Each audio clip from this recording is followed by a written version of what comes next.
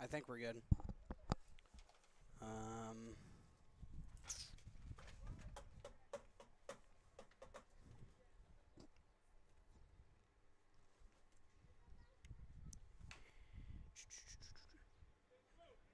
we're good.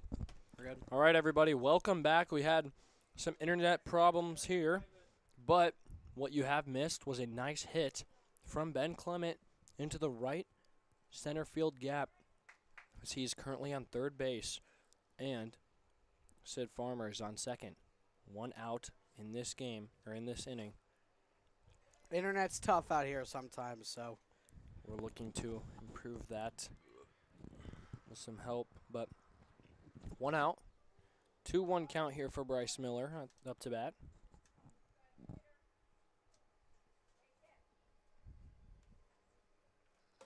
Sid got hit by pitch. That's how he made it on base. And Bryce accidentally bunts that one. But that actually might work out. And they're going to send Ben Clement, which he will score. Bryce does not quite make it to first, but Ben puts a run on the scoreboard for the Bombers. 4-7 now in this first ball game of the afternoon. Bryce, you're not on base, which is not what you wanted going into that, but you cannot be too disappointed at an RBI. 2 outs now. You know, this next game, I'm going to be more energetic. We need to be more energetic. It's our fault. Yeah, it is our fault. Right. I'm mad. I'm angry. No, it's just the heat. The heat can get you so tired, and that is what the heat is doing to me. And maybe some of the Bomber athletes. It applies the same thing. I mean, people are tired, and the fact, it's tough to do doubleheader, especially with such a hot day. But nothing we can't do. As Risson will give Stetson an opportunity to swing, and he just bullets that line drive down the left field line, but it will go foul. 0-2 count now. Stetson trying to score Sid Farmer, who is now on third base. He's had 2 base hits already today. He'll leave that one. Very solid batter tonight, and I'm sure he will remain. He's currently at 6th in the lineup. Maybe he will get a promotion following this effort. Well, it remains 86 degrees, and I don't know when this game is going to start. The game is scheduled to start at 7 o'clock. We are in the bottom of the 5th, so who knows when Game 2 will start. But it will start to drop around 7:30-ish. It'll drop 4 degrees, and it will progressively get colder. Yeah. But for now, it remains in the 80s. That will be nice. I was out there, and I was getting a hot dog, and I was burning. Burning. And guess what? Worst part is I didn't even get the hot dog. There was kids, and they had a whole bunch of quarters and different kinds of coins. They and get them from the foul balls. And they were just all right. Yeah. Full count here, 2 outs. Stetson Kane, the Bombers' best batter tonight. Little swing and miss there. Comes up short on that at bat, and they did score 1. Now it is the top of the 6th inning, 4-7. Not a bad game for the Bombers. They just need to get another defensive stop and hopefully score a little bit more.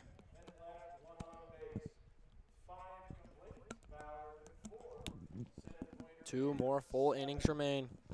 Ben will remain at the mound. We'll get a close-up on him as we will see what he can do.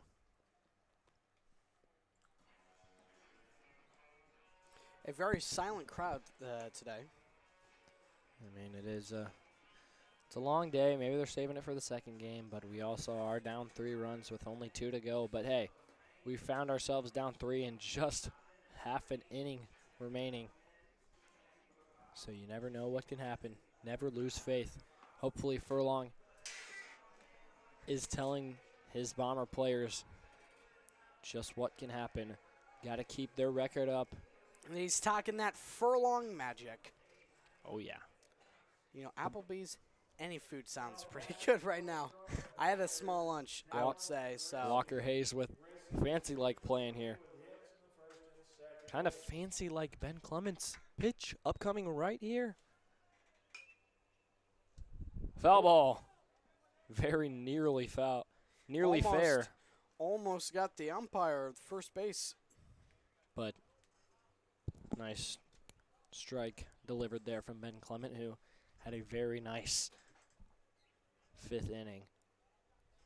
They did score one on offense. And there's back-to-back swings that do not go fair for Risson.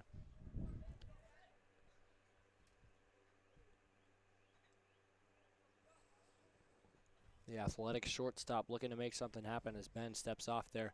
And he'll get right back up to it. He's remaining his tempo and his pace here. Nice strike there.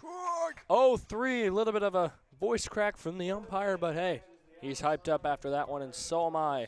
The first out and another strikeout from Ben Clement. Had multiple last inning, and that adds 1 to the list.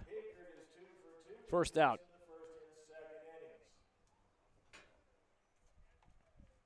Here comes Ben. Just outside as Hakert leaves that one out to dry. And Ben Clement's not doing too bad at the pitcher spot. Only 1 run allowed. Not bad. And there's a grounder to Evan Kinzenbaugh. He'll scoop it up, make the throw to Bryce, and that one is successful. Some errors from both of those two infielders, but not that time. Yeah, they had a lot of struggles with errors, foot coming off the base, and just struggling to find the ball in the mess. And now that they're starting to get this a little bit more organized here in later innings, it could help a possible comeback. And we've seen comebacks here in Nighthawk Field.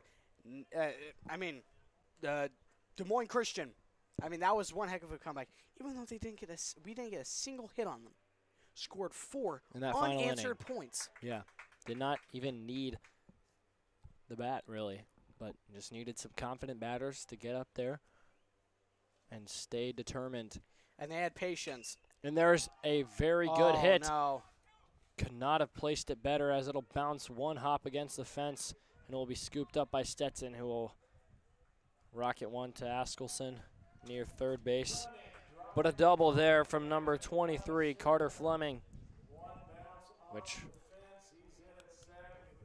another hit there. We've seen multiple hits with 2 outs and no runners on base that have sparked 2 out rallies for this CPU team. Yeah, I feel like we're struggling on finishing innings. We get a good start in these innings, but we just can't finish it. And that's what I'm hoping Ben Clement can do right here, right now. Usually it's the opposite in the first 2 games here at Nighthawk. We've allowed a couple base runners and then just left them out there to no avail for the offensive side for our opponents. But now it's just not quite the Bombers team we've been seeing. But Ben Clement looking to keep that number 7 ranking in 3A where it's at. See, he throws a ball there. You know, I do realize today is not overcast, so we are bound to get quite the nice, sunset. First real sunset at Nighthawk, and yeah, always look great. Against Knoxville, we saw some purple, and against Des Moines Christian, we didn't really see much. But today, could see something pretty nice. I mean, the sun is already setting. It's still pretty high up there, but hey. Just a matter of time before that we'll fall behind the trees, and we'll get ourselves a nice nighttime finish on this Tuesday. 3-1 count now. Here we go. As another at-bat count is falling out of Ben's grip, but he for sure can come back and deliver a few strikes here and leave the runner there.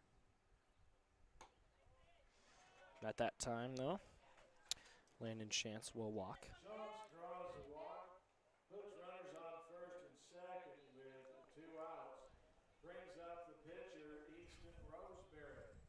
Roseberry is 1 for 3. All right. Hit in the 4th inning.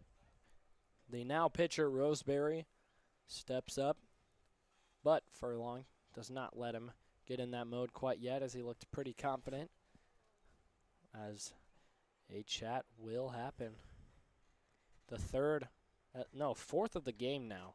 Well, I got to think, let's be in Furlong's shoes here. I mean, you're not doing bad. You're not doing great, though.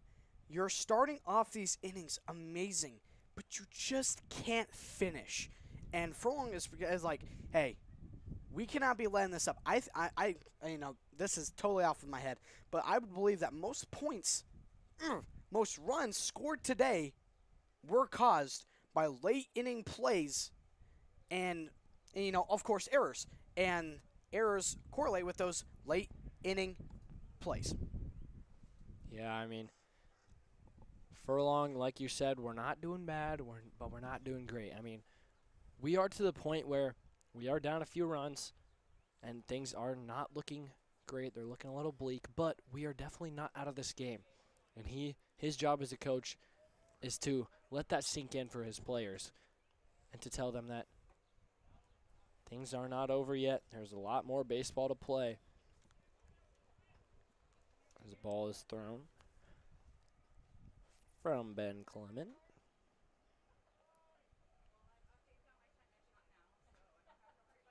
Roseberry steps up in the batter's box.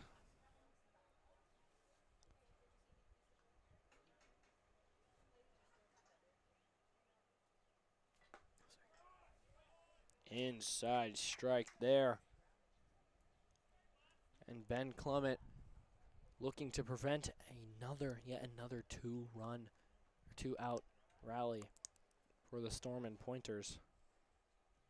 Let's see. Oh. Rush back. That's Carter Fleming at second base. Really does not want to get picked off.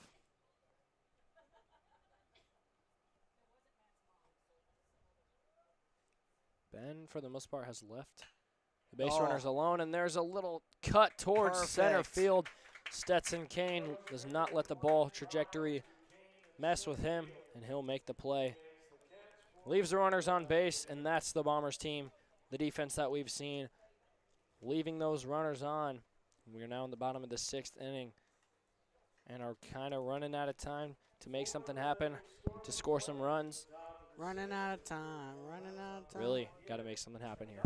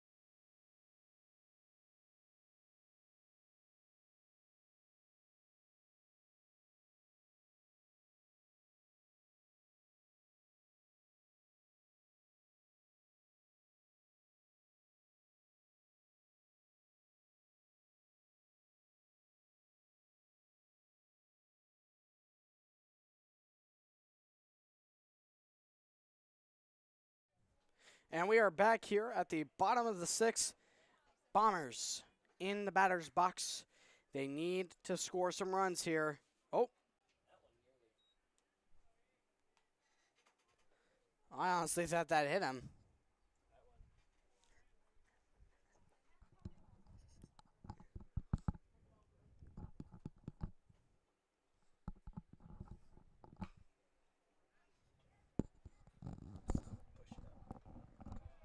It sounds like I can hear you again. Okay. My mic was bugging out there a little bit, but kind of forgot what I was trying to say. I was going to say that one nearly nicked Askelson, but But now he is out, unfortunately. Ethan Rouse, who is a great hitter, but has been very quiet this game so far. Gotta Hoping step to see up something here. Low. leaves that one low. Really running out of time, as I mentioned, to get the bats going. We're never out of it, but it would sure help to get a couple here to just get this game within better reach. I mean, this is the second last chance Bombers have. So everything is just, you got to get it. Everything from here on out matters just a little more. 2-0 count here, Roseberry at the mound. Probably doesn't help that the sun is. That one bounces. Ball 3. Yeah, the sun now is just low enough where it's glaring into our eyes and the batter's eyes. I'm good for now. You're behind a pole. You're behind that tree's blocking you. I got the camera and everything, too. I'll be all right for another hour. Maybe need to bring some sunglasses the next doubleheader. Sports announcer aura. Speaking of aura, Ethan Rouse gets walked. Here comes Jack Plukar. Blue car. Wait a minute. Bowen Benedict. That is not Jack Plukar. A little bit of a change up here, looking for a spark, a little bit of life on the offensive side. You know what? I'm going to stand. I'm standing up. I'm done sitting. Bowen Benedict, this is his first appearance of this game. Oh. Caught up in my chair a little bit there. Bowen Benedict also hit the pop-up that resulted in an error. Ethan Rouse will take off in a little. And he's going to be safe. And just smooth. that catcher is just struggling to throw to second base. He's got to work on that. Strike one. Weird smooth swing there from Bowen, but I mean, he gets 3 for a reason. We've mentioned the slow catcher today. He's been a wall, but here's Bowen, rips one towards the second baseman. He lost it. He loses Error. it. And that's Ethan going to be a Rouse. score for Ethan Rouse. He'll round third and walk right across home plate. And we've got a runner on first now. And one more run added to the board. And just like I said, a small slip up right there that time. It was number 13 there, Here, Parks Grenman. I'm going to say this for the Instagram video. If we do come back, we're down 7-5. This is the second last inning, and this is, everything comes down to this. Just scored a run. And they'll try to pick off Bowen. He's got to be careful there. Nope. Ain't going to happen. You got to be serious. mean, There's no more mistakes. No more mistakes. You cannot make a mistake anymore. Especially getting picked off. It's happened to Bowen once already this year. That's correct. Just cannot let that happen again. Here's Roseberry. Wow. Way out. Outside pitch there. And ball one, not strike one. Caught up in the excitement of Bowen's hit, and as he makes his first, as he made his first at bat there in this 6th inning, that's a run scored. So maybe the swap there from Jack Plukar was the right decision from Furlong. And that one's also a ball. All righty. We are back to the top of the lineup, and things are heating up, even though it's been a hot one already. Oh, We're yeah. still getting That was a good line. Jay Clement, 2-0 count. Bowen at first base. Outside again. 3-0 count. It's got to be perfect. Let's see. Will he just let it on by? Let's find out. We saw Jake ground out with a 3-0 count with 2 outs to end one of the previous innings. So now he is not trying to repeat history. Instead, looking to advance Bowen and himself and leave 1 out on the board as Jake steps out. Little practice swing there. He's ready here. Stays in his routine. Roseberry does not even step off of the rubber. He nods. He's ready to go. All right, here comes the pitch. And he'll walk Jake Clement. I have a feeling we're going to see a lot of those drawn this year, as he is definitely a power hitter. And some teams just do not want to give him the opportunity. Here comes Ben Clement, his brother, but it seems like coaches are going to have a little meeting. Ben Clement is underratedly just as powerful, potentially, as his older brother. And he is very reliable in the batter's box, as both teams will have a few words exchanged with the players. The CPU coach knows that his team only gets to hit once more, and with 2 runners now on base in this 6th inning, And with 1 out. he's still plenty of outs for this defense that they have to get, and he's probably getting slightly nervous. I mean, you've got to remain composed as a coach, but he's got to be thinking that. I gotta say something. This is a interesting attire. Yeah. I mean, I noticed that. I wasn't going to say anything. You do your thing, obviously. All right. I just don't really like the The, dark and yellow. I don't really. The shirt kind of just doesn't really blend in with the striped pants. You just got to do it. You can't be like Furlong. I mean, Furlong, he does it perfectly. And maybe it is just the color yellow. He does many things perfectly. All right. 5-7. Bottom of the 6th. Outside He again. sure does not like the Clements. He's not giving them. Bowen much to looks like swing he at. was going to steal if. I mean, Bowen, he's not the quickest on the team, but I believe most people can He's steal lengthy. with this catcher. But 2nd to 3rd is a tough run to make. And that's 6 consecutive balls there for Roseberry at the rubber. This is giving huge deja vu for the Des Moines Christian game. Massive deja vu. Okay. Anyways, 2-0 Roseberry. count. See what happens here. And finally finds the strike zone again. He avoids throwing 7 consecutive balls. 2-1 count. Let's see what's going to happen here. Play aggressive, play passive. Find out. He'll try to pick off Bowen, but the Bowen's shortstop, ready for that one. Risson, was not quite at second base. I think Bowen's got better after the first time he got picked off. Bowen, he's the kind of a player, once it messes up, he doesn't tend to mess up again. And there's a bunt that missed sneaks it! past He missed Roseberry, and bases are loaded here in the bottom of the 6th. A perfect textbook bunt there that sneaks right by Roseberry. All right. So we've been in this situation before. Evan Kinzenbaugh, bases are loaded. You have 1 out. You can sacrifice an out, but that's not what you're trying to do here. You're trying to get yourself on base and others. Sorry, I was yapping. Kinzenbaugh has been in this moment before, and I'm sure he is unfazed and just ready to swing this bat. I'm very excited of what the rest of this inning holds. Bases loaded. Here's Evan K. He'll leave that one. Ball 1.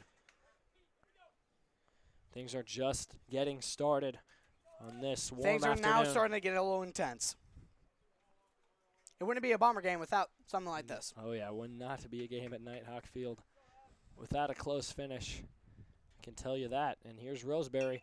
Evan gets past the 3rd baseman, and Jake will run home, and the game is tied at 7. Evan with another RBI, and Ben at second base. We've got 2 base I'm runners. going to tell you, Wow. nobody does it better than the Ballard Bombers. And it doesn't matter how much they're down. They just find a way to get themselves back in the game, and they did it for a 2nd straight game. 2nd straight. They were down 3, and they were down 3 here as well. No, they were down 4. Oh, my goodness. You said nobody does it better than the Bombers. How about just Evan Kinzenbaugh? Bases loaded. He steps up once again and finds the gap. It's 1 like out in this inning still.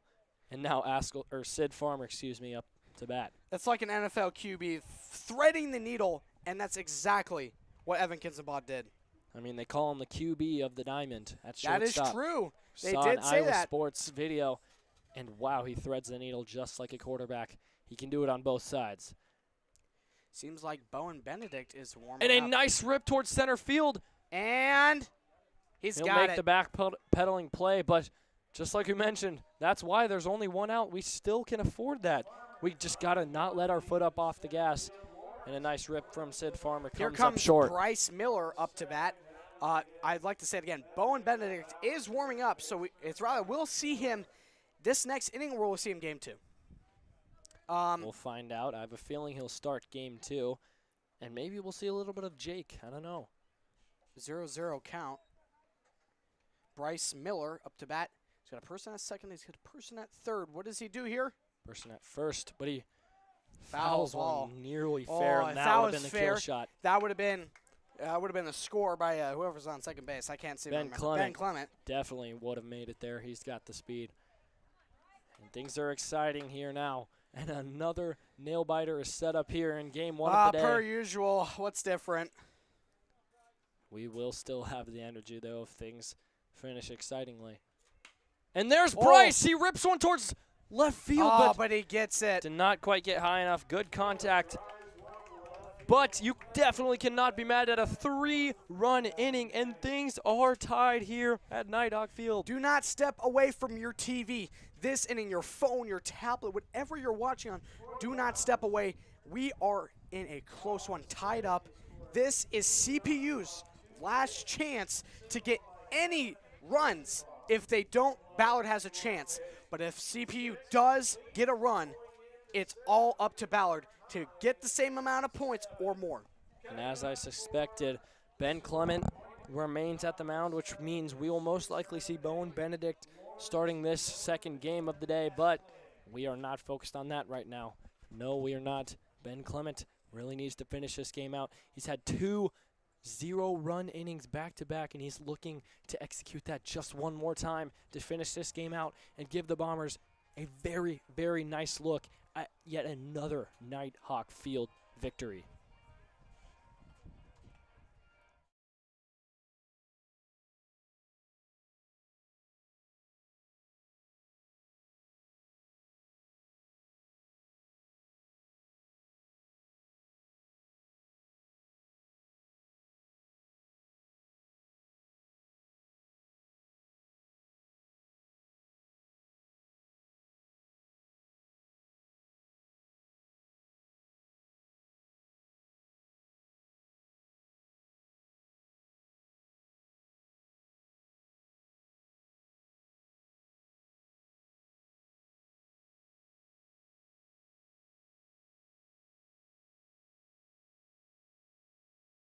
And we're back here at Nighthawk Field as CPU is now up to bat.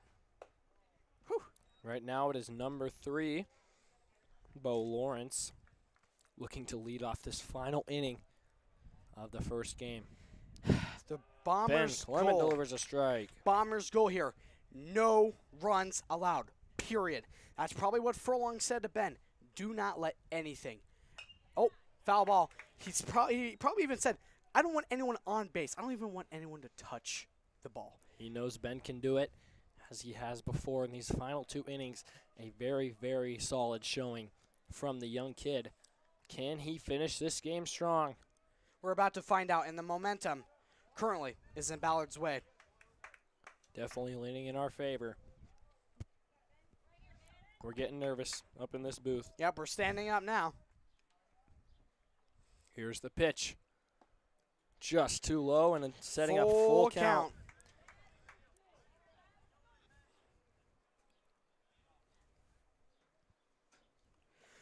Clement. Passive or aggressive? Let's got- find out. He's got that laser eye. Ground And a ball. ground ball. Evan Kinzenbaugh. Can he scoop it up? Not quite. Save. Just too high. Bryce couldn't quite get the foot back down, but that's as close as you can get. Unfortunately, the full count goes in favor Evan of Kinzenbaugh. CPU. That is another little issue with the fumbling of the ball. That's okay. He did get a good effort. Bryce Miller had to jump up for it. If it was just a little later or if it was just on a little lower, it probably would have been an out. Yes, with all the balls hit towards you at shortstop, you're bound to make some mistakes. That's going to happen. Evan Kinzenbaugh definitely has the talent to not let that happen, but you can't beat yourself up if you finally make an error here and there. And I also got to add that ever since Bryce Miller has switched towards first base, there has not been much balls thrown past his way, as he'll catch that one. Speak of the devil. And we're hoping that Ben Clement will be our little angel and our savior of this game. Little angel. He's got what it takes. Strike right inside. Right where you want to put it. Coach tells him to step out. That's number 12, Grady Klett. Haven't seen much of him today. This might be his first at-bat, if I'm not mistaken. Must be a designated hitter for them. As we saw Bowen, he stepped in and this he made a good play. final couple innings, so I'm sure Grady's doing the same for the Storm Pointers as Bryce steps up. Little trickery there. Oh, and he's going to take off. Unfortunate. Good read there from the base runner as he saw Jake drop that one, but that's all right. 1-1 count here, and we've now got a runner on second base.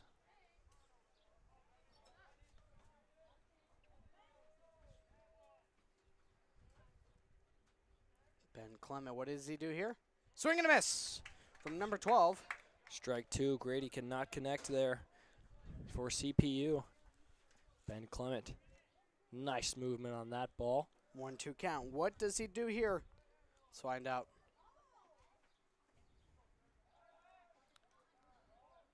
A little slip there from Askelson, but he gathers it up.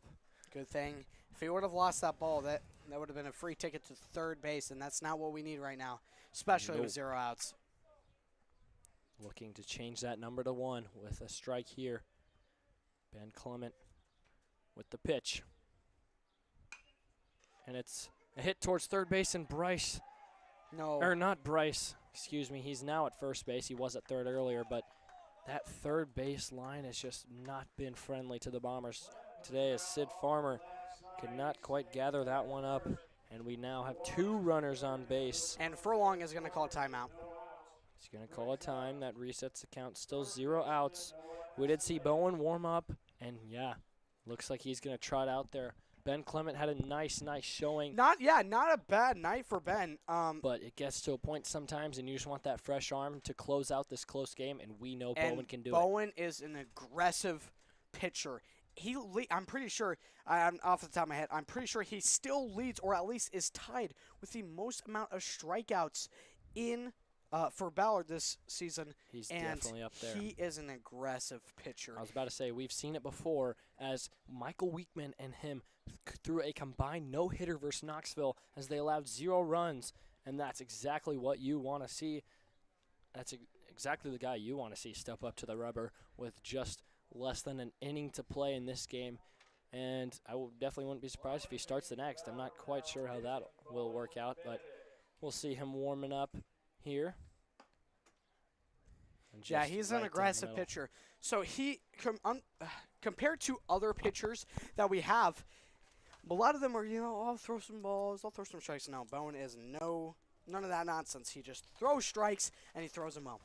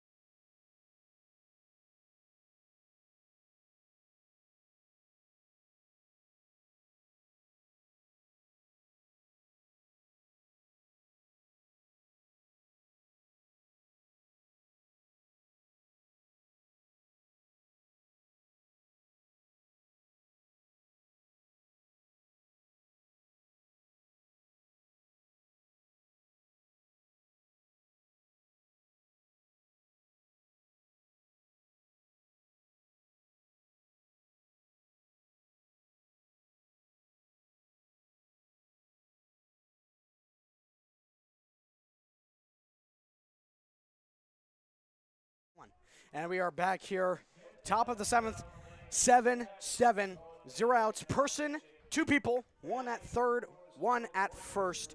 They need something to happen here, and Bowen Benedict is your pitcher, substituting for Ben Clement, and the first pitch is a strike. Shows off his accuracy there as he'll throw the strike. And Jake fakes a throw, and they'll move that runner to second base. 1-1 count now. Bowen just misses there.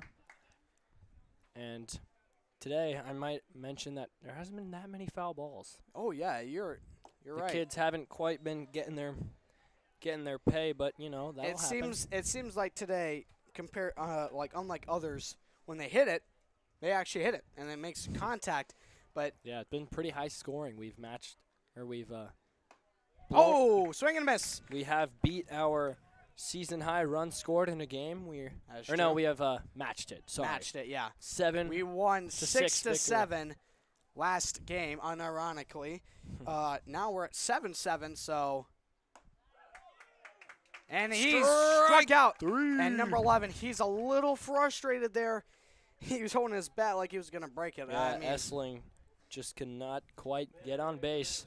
Now that's the first out of this final and, inning. you know, I'm seeing a return of the beginning of the season Bombers where they have people on base, but then they start to really dial it in towards the end of the inning. And I'm sure a major help to that is that pitching change. Now the sophomore Bowen Benedict has extreme talent, and it is well known that he can close out this game successfully. Boom! I would have gotten that one. Quick foul ball towards the back fence here. If people don't know, we actually did have a foul ball hit our ceiling. That was pretty funny, Hopefully that's as close as one gets to us. Yeah, but I'm it would not- be fun to catch one. wouldn't it? Swing and a miss by number 7. Brexton Hammersland. 1-2 count. Bowen. Braxton finds himself down in this count. He'll take a little walk, check his. And Bowen, I'm expecting thing. some aggressiveness from here on this pitch. Bowen's a great pitcher, and he's got an arm on him.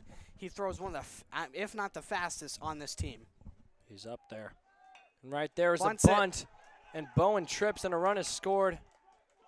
But the out is made at least. And CPU takes the lead. nicely orchestrated bunt there.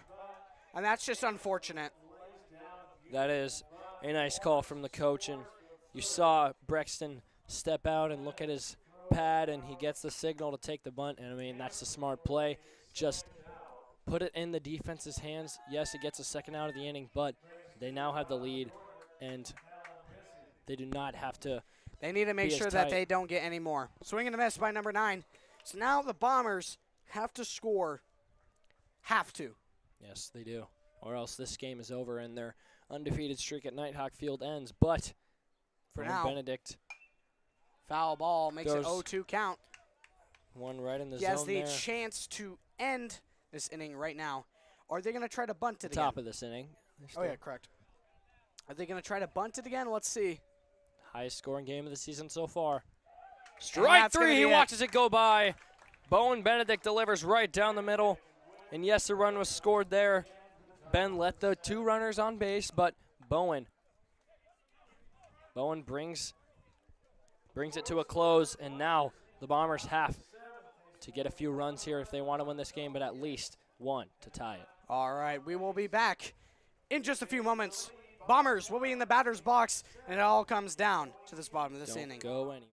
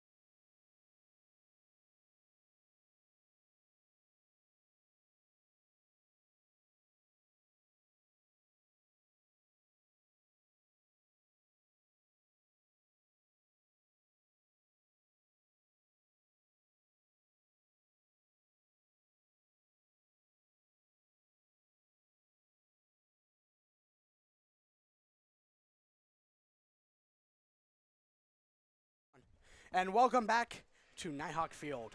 Wow, 7-8 Bombers could be possibly the last chance to get the win. If they get 2 runs, they win the game. If they get 1, they tie and they move on to extra innings. But they're going for the win here. And he's hit by pitch. It hits Stetson Kane, and this is exactly what we saw in the Des Moines Christian game. Oh my goodness. First batter was hit by pitch in the comeback victory on Friday.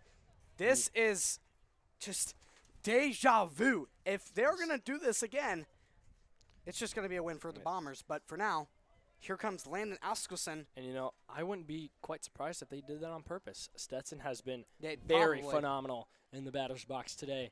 He did strike out once, but 2 major base hits. And he'll take Stealing. off. Catcher will throw, but he knows Yep. he has no chance. And And- that one passes by, and Stetson will take off to third. He's got the speed in the and center he's fielder. got it. Just gathers it. Great and play. And that sets up the Bombers already close enough to get a run to tie the game. And here comes Furlong. Uh-oh. Wow. That's so shocking. But the catcher, I don't even think throwing it's worth it at this point. I mean, he knows that he's not going to get Stetson. Stetson's quick. This catcher is not. And just the risk of that pass ball that we just saw happening, I don't think he should make that throw again. There's a Askelson, pop fly. And the Stetson pitcher's going to get that one. will have to retreat back to third, and that's the first out of this inning for the bottom of this inning. And now up to bat is Ethan Rouse. We've seen him be clutch. Can he tie this game up or perhaps take the win here? We'll see. A walk-off run would mean a lot, and it would be actually Ethan Rouse's second walk-off. First time against Knoxville. And there's a rip, and the catch is made. He's but safe. Stetson is thankfully safe. A nice stretch there from the third baseman. But now Very scary as It is Brexton brings two- that down. it is 2 outs, and this is when things get intense. Bowen 2 Benedict. outs. Bowen Wow. Benedict, he got the error in the last game. He caused the error. This is where if you're at home, cross your fingers. My heart is racing. Here comes the pitch. Outside. Bowen's got to be clutch here. He's been here before. Got to score Stetson. At the very least, tie this game up. We cannot afford an out at all. Bowen Benedict, he's the man to do it. Came in late in this game. Can he close it out strong? As he rips Ground a grounder, ball. he's got to beat it out. The shortstop will make the throw. And unfortunately, out. the out. And that'll be the game. The Bombers will lose this first one. 8-7 is your final score. Unfortunate. Very Unfortunate loss to start this doubleheader. Very close game. Bombers played well. Bowen's probably a little frustrated with himself. Did But not what quite hit else could he do? He gave it his all. and he might start this second game pitching. And this team, it's hard. They got their first loss of the season at Nighthawk, which is unfortunate. The undefeated streak ends, but they've got to bounce back because that's what doubleheaders are for. You can afford a loss, and they've got to get their record back up to winning. It'd be very unfortunate if they got swept today because they know they can beat this CPU team. All right, ladies and gentlemen, Game 2 will be starting soon. But for now, we are going to head into break. You may leave the stream if you'd like, get a bathroom break, snack break, but just let it be known. We will be back very soon.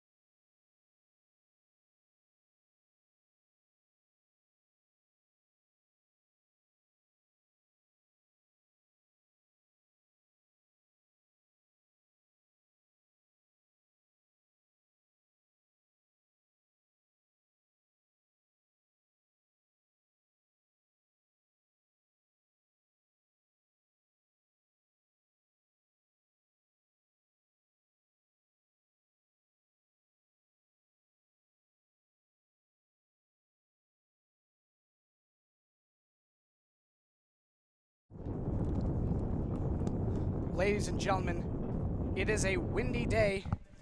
Sorry, the mic was just in the fan. To the update, right now they are still working on the field a little bit. It seems like we are pretty close to game time. Just a bit more. Well, I mean, you guys can have a look here. People on the field, Furlong and the CPU coach and the new ump talking it out. And you got people stretching. Oh, never mind. Can't see that. And right now we are currently still awaiting the start of the second game. What you know about rolling down in the deep? You can call it mental freeze. I don't know. Astronaut in the ocean. Yep. I'd listen to the song in 2020. See the sun probably causing a little bit of a glare, but Yeah. once that goes down, it's going to be a nice sight to see. I'm assuming the first pitch will be thrown around 8 o'clock. We have a little bit of a jersey change, Oh, yeah. We've gone from white pinstripes to now red. Yep. The Nighthawk debut of these jerseys, and I kind of like them. Like the Yeah. pinstripes are clean, but the reds are cool too. And we are still yet to find out who is leading off the game pitching. Will it be Bowen? Will it We're be Jake? assuming that's going to be Bowen, but you never know. Yeah. But we're just a little bit away from the first pitch of the second game. I'm Braden Mistrona, and this is Coach Jablonski, and we will see you in a moment.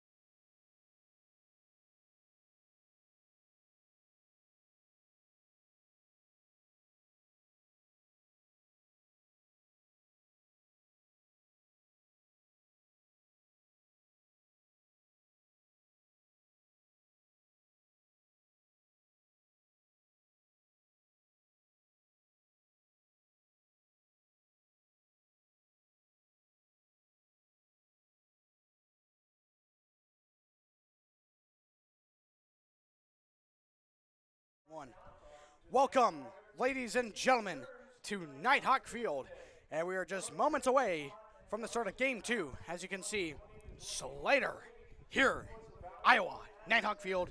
Ballard will take on CPU again.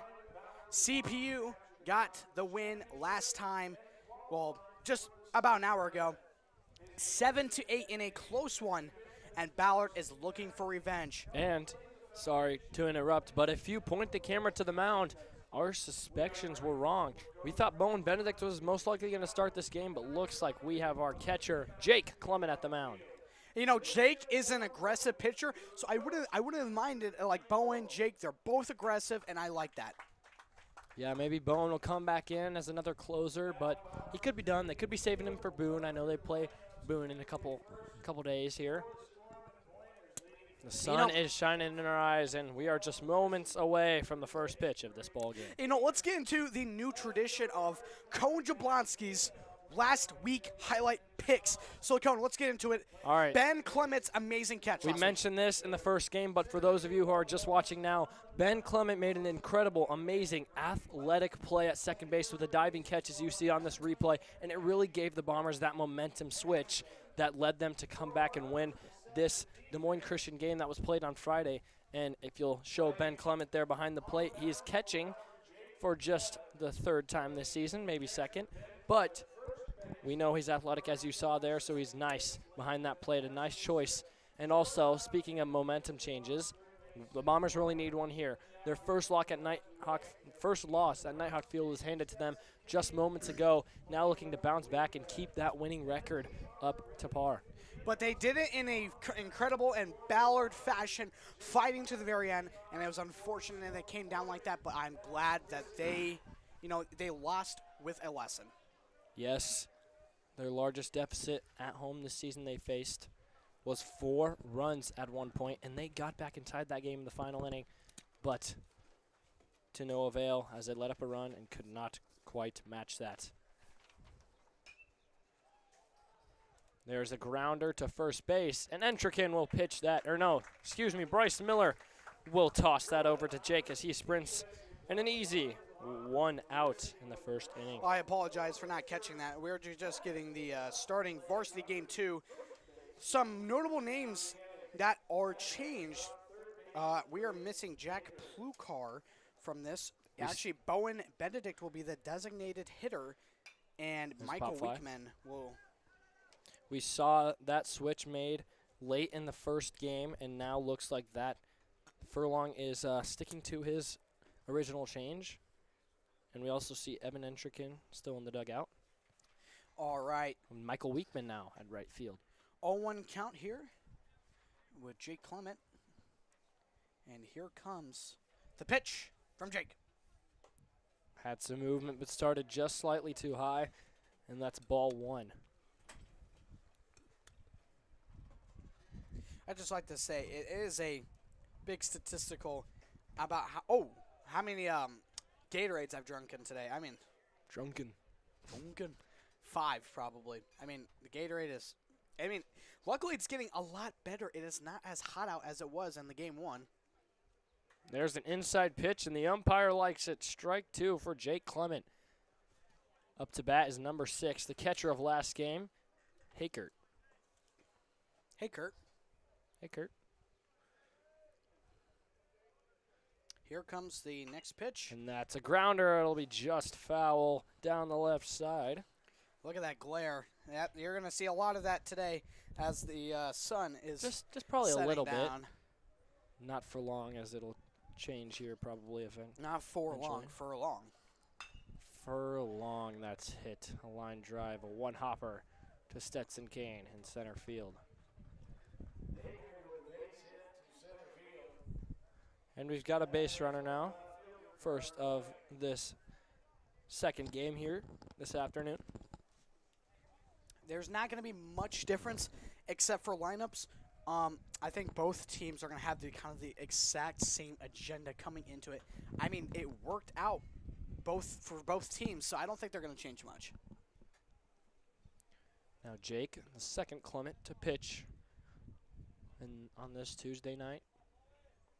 Looks towards the dugout. He'll step off, regathering himself after that hit.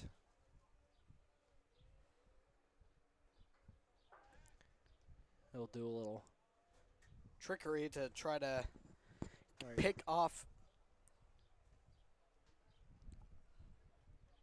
Nothing happened there. It was just a short little bounce towards Bryce Miller at first. Jake with the pitch. And it will drop beautifully right. Great pitch the there. zone.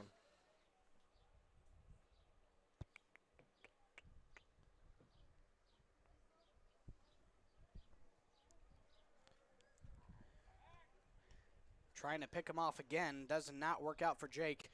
0-1 count with 1 out. I think the Bombers' goal, if I was Furlong, and I'm assuming he said this, is definitely to limit the amount of runs. We know that the Bomber squad here today, there's a nice hit. Can Kane make the play? He does! A nice running catch in center field, and Stetson Kane loses the hat, but does not lose the ball. And he'll throw that in and keeps Hakert at first base. Nice play there. Not much to say about it except for a great catch, and I'll give him the second out. Not a bad spot to hit it there, but just not good enough for Stetson Kane in center field. Very nice play. I'd like to remind people that are watching, do you have family or friends that are unable to watch this game? Please share the live stream so they are able to see it. It does not take much to share it out. You can also see us on Ballard.broadcasting on Instagram and Ballard Broadcasting on Facebook as well. And we will be posting game dates and live streams on each of those accounts. But make sure to share with your family and friends and especially grandparents. And I was cut off there by that hit towards center field. But I was talking about Furlong's goals that he most likely told his team, and they're definitely going to try to limit the amount of runs because we know this Bomber squad can for sure out-hustle, outplay, and out-baseball this CPU team. We know they've got the talent. Totally possible. We just got to wait for it to happen. Defensively is where things start. Definitely got to keep this less than Swing and a miss there. the previous game. That's a nice strike thrown by Jake Clement. Up to bat now is number, can you see that? The glare is in my eyes. No way. See when he turns.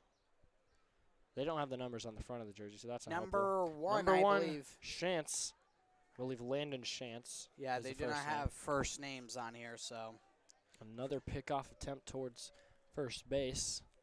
Keeping Haker on his toes there. I apologize for the sun. The sun is just making it a little hard to see, but eventually it'll be. There's oh, a pop fly. It's going to be foul, but can Miller make the play? And he can. The third out of the first inning. And a great start for Ballard, infield and outfield. Way better than the first time, the first game. And now Bombers will get into the batter's box early. We are all zeros here. My apologies, I put 3 runs for Ballard. Not quite yet, hopefully. But we are all zeros right now. Definitely, like you said, a step up from last game. As you see the Slater water tower there behind the leaves. Beautiful sight. Trying to get your eyes off the sun till this goes down.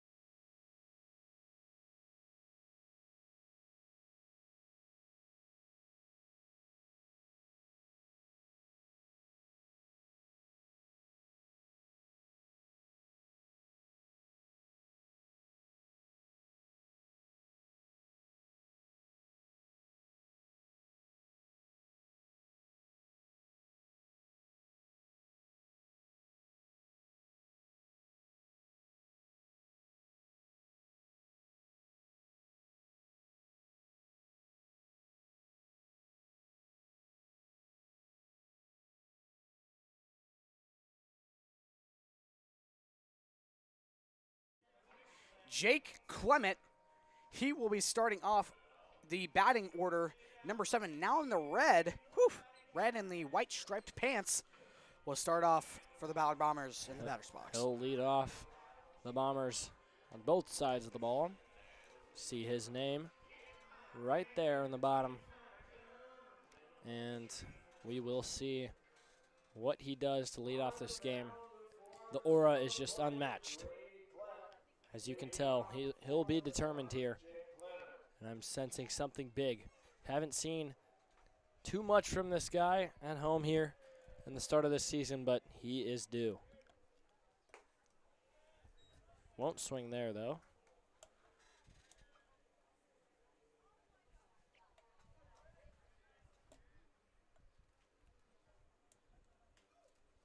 And up pitching, by the way, is Grady Klett, number 12 for this CPU team. Got a bit of an interesting throwing motion, but if it works, it works, and there's a foul ball from Jake. Into the parking lot that goes, and some kid's going to get 50 cents, which is a very old tradition here in Nighthawk Field. You get a foul ball, you get 50 cents. Gotta love what they do here at Nighthawk. 3-1 count here for Jake. 0 outs. Here's the pitch. He'll cut that one. It's a pop fly. Unfortunately, way too under it. Here's the shortstop attempting to haul it in. And a weird little angle there, but Risson does make the play, and Jake ends up empty-handed once again. And here comes Ben Clement, Jake's catcher. Here he is. He is Jake's little brother, as known by almost everybody, and he is very, very talented for a freshman. That one gets by the catcher.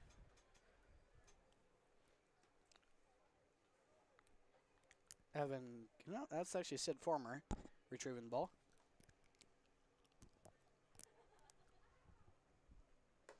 Klett misses again. And Clement, saw him pitch towards the end of that first ball game. Solid outing.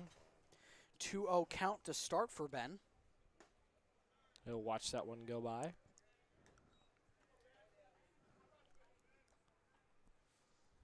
Ben looking to get the Bombers started. Score the first run of this ball game and bounce back. Almost hit by the pitch. Makes it 3-1 count. Tried to turn us back there, but overspun a little bit too much. Missed him, but 3-1 counts in his favor. Can he win this? Here's Klett at the mound. Ben rips one. It's a pop fly. Better hope it goes foul. The third baseman's racing, and he does make a nice effort. Wow, that is number 6, Braden Hakert. Yep, I got that catch. Just kidding, I would never do that to Ben. 2 outs for the Bombers to start off.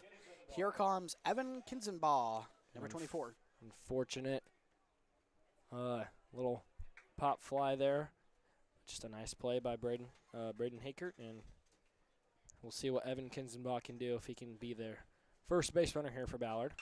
And he does hit a nice one towards the center fielder, and it bounces right over the head of Roseberry at second base, wearing number 2. And Evan Kinzenbaugh has, dare I say, been phenomenal with the bat in the start of this season. Probably our best consistent hitter. And here comes Sid Farmer, who started pitching in the first game. He is now up to bat.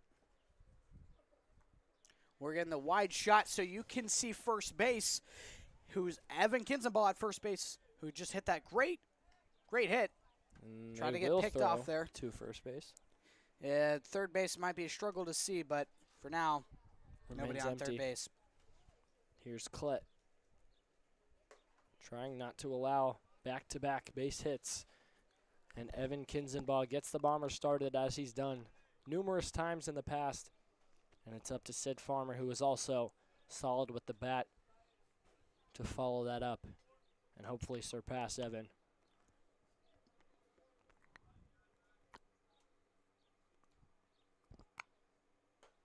Klett does not want him to, though, as he's thrown back-to-back high balls.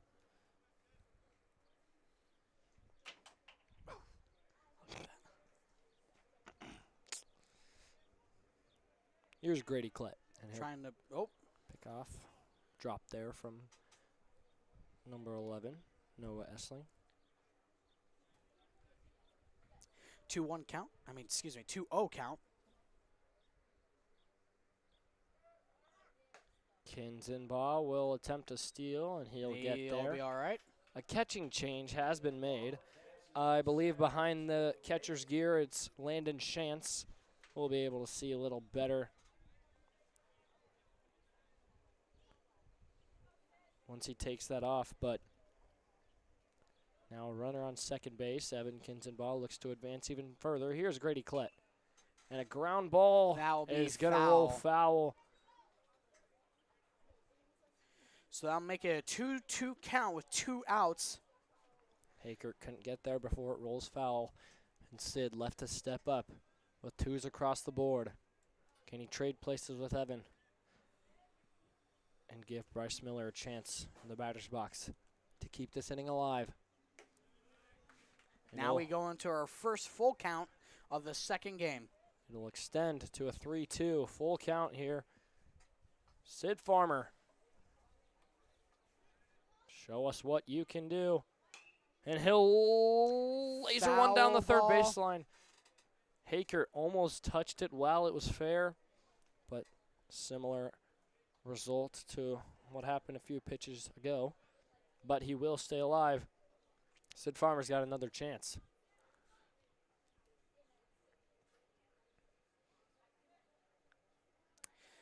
3-2 count. He'll leave that one, in a nice decision there as he'll get walked. And here comes Bryce Miller, who was hoping to get a chance this inning to swing. And here he is. Sid wins that battle and allows Bryce Miller with a fresh count to potentially start a 2-out rally, hopefully. He'll let that outside one go, unfortunately. It was called a strike. 40 people viewing at home early in this one.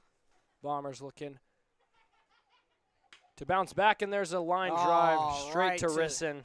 Yep. And that will end the first inning. Not bad, but here we're going to play a new game that we have added to these live streams. Welcome, everybody, to our new game. Name That Baby. That baby will be part of the Ballard baseball. So can you name it? This one's pretty easy here. Is it Michael Weekman, Ben Clement, or Jack Plucar? You can play this at home. You can type it in the comments. But who is it? 5 seconds left. Picks. Alrighty. If you chose the Ben Clement, you are right. That is Baby Ben, who is also the catcher right here. That's his baby photo, and he probably doesn't even know we're using it. He hasn't really changed much. No, he hasn't really changed much, has he? He has athletically, and he's changed this Bombers squad tremendously now that he is a freshman in high school, and he will have 3 more solid years hopefully ahead of him after this season as he throws down there. And we are just getting started with this second inning here. We showed that baby game in the first one today, and we're going to have another round that we showed already. But yes, we'll this have next one will be a little harder for the people that already knew. and we'll have new rounds every single game. That'll be a tradition here. Maybe we'll change it up to a coach or one of us. You'll see.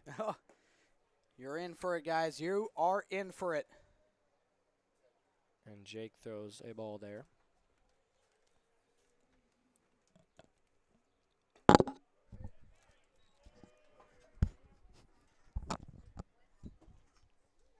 I have no clue what that noise was, so I apologize, but I have no clue what that was.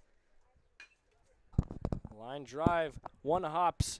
Askelson will make the throw And to he is Bryce out. Miller at first, and an easy out. 1 out now in the second inning. The Bombers in red looking to continue their success defensively this ball game. Now up to bat number 3, Lawrence.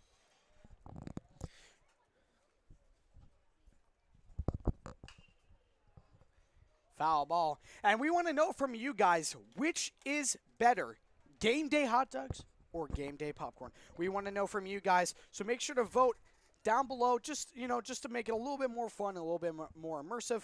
What do you like more, game day hot dogs or game day popcorn? I like game day Jake Clement. He Yeah. throws a strike there and is now 0-2 count here for Noah Lawrence. Or Bo Lawrence, excuse me. That one just misses, but that's okay. First ball of the at-bat here. Sun's beginning to go down, just about to set behind that pole. And the lights have turned on here at Nighthawk. Here's Jay Clement. Foul ball.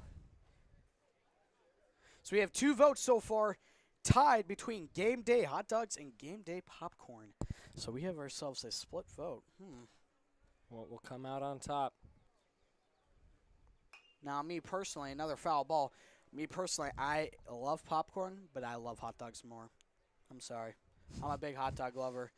I mean, we literally had a hot dog before this game, and it was pretty darn good. That is true. Hopefully, maybe the hot dogs will come out on top. Maybe the Bombers will come out on top here. Would not be mad if that was the case. But that is ball 2, evens the count out. Here in the top of this second inning, here's Jake Clement with 1 out on the board. And a nice curveball there, but it is hit towards Evan, and another fumble at shortstop. Evan Kinzenball has been struggling with that kind of plays, and he's gotta fix that up. I mean, no offense to him, he's a great player. It's just these little things that cause big issues. And I think this is the first time he's done this in this game, at least that we have seen. But he's got to fix it up if he wants. I mean, I'm not blaming it on him. Mistakes. He's gotta. Yeah, mistakes happen. He's got to lock it in. He's been doing great with the bat, but sometimes things don't go your way defensively. Baseballs are hard to track down, but they trust in him. That's why they have him at shortstop, and he can definitely bounce back. So we have 5 votes, 80% game day popcorn. I don't know what hot dogs you guys have been eating, but, I mean, unless this popcorn is absolutely holy, I mean, 86. What? What? That's Tell all right. me, please, where are you getting this popcorn from? Because I need to know. Because hot dogs, I mean, if you had one for, like, the Iowa Cubs or, just think of it like, it's a game day hot dog. There's a ground ground ball ball. towards Askelson. He'll toss to second base. And Evan we gets double the out at play. second. And he does got it it. first, too. A nice stretch by Bryce Miller, and that's a double play to get the second and third out. Now this second inning, and the Bombers will go back up to hit. Nice. No runs allowed in for CPU, and that's way better than what they had last time. Yes, it was 4-2-1, I believe, at the end of the second inning in the previous game, and now it is 0-0, but the Bombers still have an opportunity to hit.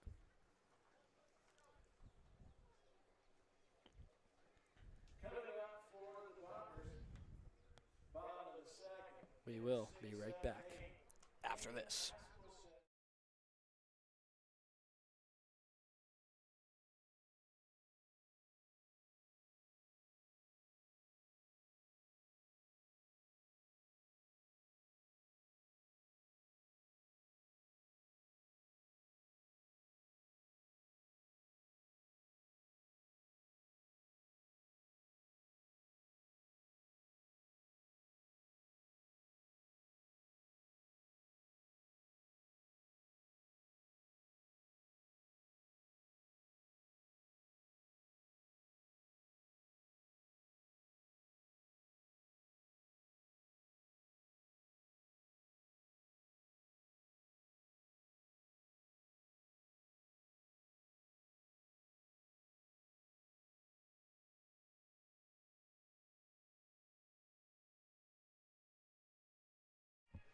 YMCA is being played here in Nighthawk Field.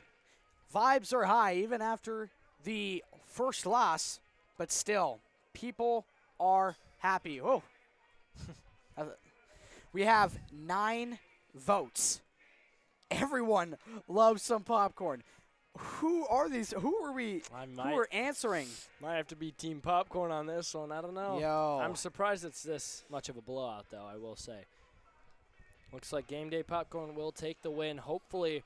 That is insane. I like popcorn. Yeah. But is it better than a game day hot dog, really? Hopefully, Stetson Kane leading off here, and the Bombers will take inspiration from Game Day Popcorn and get the win here.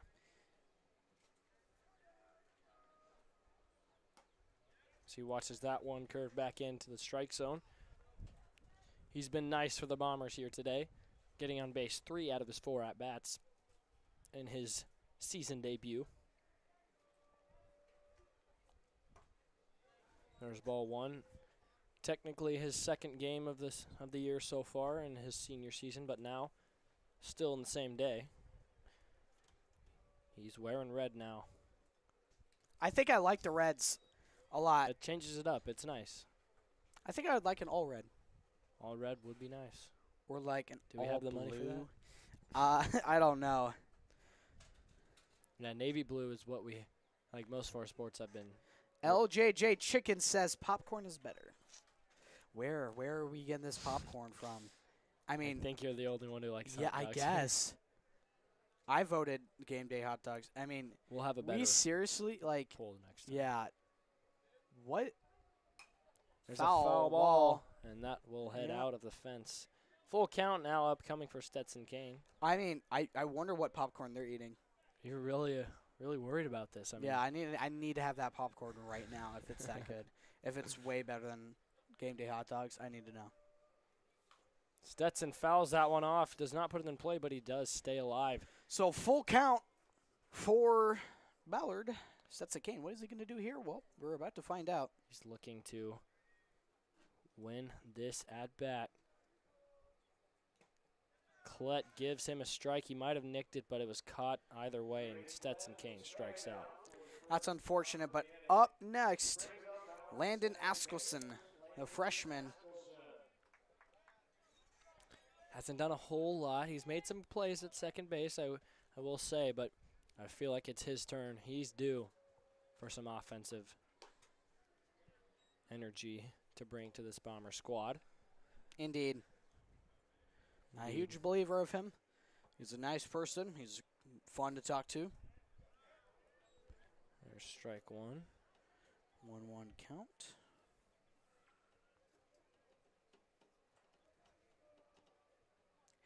Make sure to like and subscribe, and also, most importantly, share online with people that are unfortunately not able to show up, like your grandparents, maybe some family that are too far away. Just share the live and make sure they can see it, because nobody wants to miss your grandson, your son, your brother, your blah, blah, blah, blah. You don't want to see him missing some games. Speaking of missing, unfortunately, Landon Askelson really wanted that one. He swung high. Could not connect. Here's Klett going hurry up. Askelson leaves it in the dirt, and he'll get walked on a full count. And we've got a base runner here as Ethan Rouse steps up to the plate, looking to make his first big play of this game. He had a few nice catches there in left field. He also had kind of a quiet game-ish for game one, but he is a great player. I mean, he had the walk-off hitter against Knoxville, and he was pretty important against Des Moines Christian. Baseball is not one of the sports where you see a bunch of superstars popping up on the stat sheet, but so Ethan Rouse, while he has been slightly quiet, does not mean he's been playing bad whatsoever. Not at all. As Askelson will take off, he's got the speed. And he's safe. Hits him in the leg, but not how baseball works. This is not how baseball kickball. works. That would have been unfortunate if it did. As Landon Shantz tries to get Landon Askelson out. Battle of the Landons. Looks like we have the better one, running the bases in red. Oh, yeah. Here's Grady Klett. Too far inside for Ethan Rouse. Second ball. Lights are starting to come on here. That means it's almost time for some nighttime baseball, and that is my favorite. I love baseball, the diamond under the lights. Just a little longer, as we're just early in the game with a strike right there.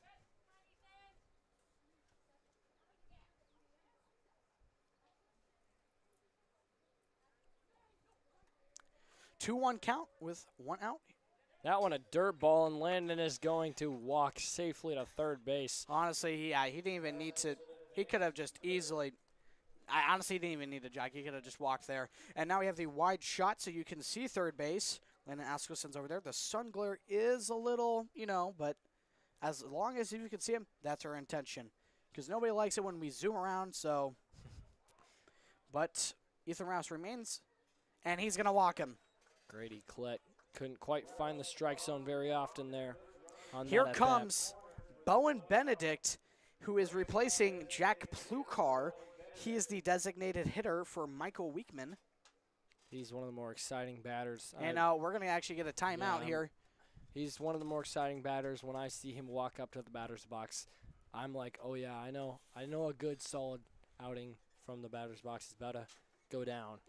So I'm just ready. I like Bowen. And a little break here at the mound as Furlong will gather. Let's play again. Let's play. You know it. Name that baby. This is the final round. This is the tough one. Of course, Ballard Baseball Edition. Here is that baby. What is that baby? Is it Bryce Miller, Landon Askelson, or Evan Entrigan? Let's find out. Less than.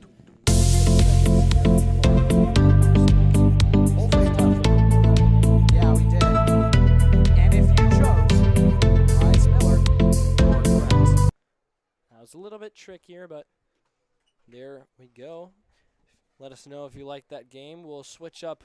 We'll do new rounds for the next live stream. Oh, and Ethan Rouse is stealing. And that Ball one's bounce! Up in the air. Looked a little further, but we've got a runner advanced. So, yeah, if you have any game recommendations, put it down in the comments, and we will think about it. We're looking about some things to make baseball a little bit more fun to watch, especially here on Bombers Live. We can make anything more entertaining. But here's Bowen as he swings and misses. That's the second strike of this at-bat. Unfavorable count right here for Bowen. What does he do here? I'm going to see him be aggressive here. Nothing we haven't seen him execute well on. Here we go. Looking to put one in play. Foul Pops ball. one up. Stays alive in this at-bat. Towards the Slater pool. Oh, I can see it bouncing. And, oh, there is 8th graders who are almost high schoolers running after that. That is a Called big out yikes. by Braden Mishler. Anyways, here's Klett. Just too high for Bowen to swing. Yeah, I mean, guys, I don't know what's worse. The 30-year-old man that we saw running against Knoxville running for a That. ball. Definitely that. He just wanted that 50 cents, man. Gas money. Oh. Bowen Benedict nearly hit by a pitch, and it's a pass ball. And And Landon Askelson will An score. easy run, and now the Bombers are on the board here early in this second ball game, and they take their first lead of the day. Nicely done by Ballard to start off. Very nice. Now a full count here. Kind of put the wrong number of. Oh, no, I was right. It was only 2-2. Bowen will swing and put one in play near the second baseman. He knocks it down, though. But another run scored. Ethan Rouse with the score. Bowen could not outrun it there, but hey, an RBI is an RBI, and the Ballard Bombers lead 2-0 early in this one. 2 outs now, though. Now Jake Clement will Up to not bat. lead off, but he is the leadoff hitter, and he will hit for the second time this game, looking to match what the previous batters have done by putting one in play. There's Now Bowen. I have another fun little question. Do you sleep on your side, your back, or on your front? Or your stomach? What, you know, Cohen, I'm going to ask you right now. What are you? Are you a side? Are you a back? Are you a stomach? Definitely not back. I feel like I'm in a coffin. I cannot sleep on my back. I'm not I gonna am, I sleep on my side. lie. yeah. I try to, but sometimes, like, rolls over to the stomach. Hey, it's comfortable.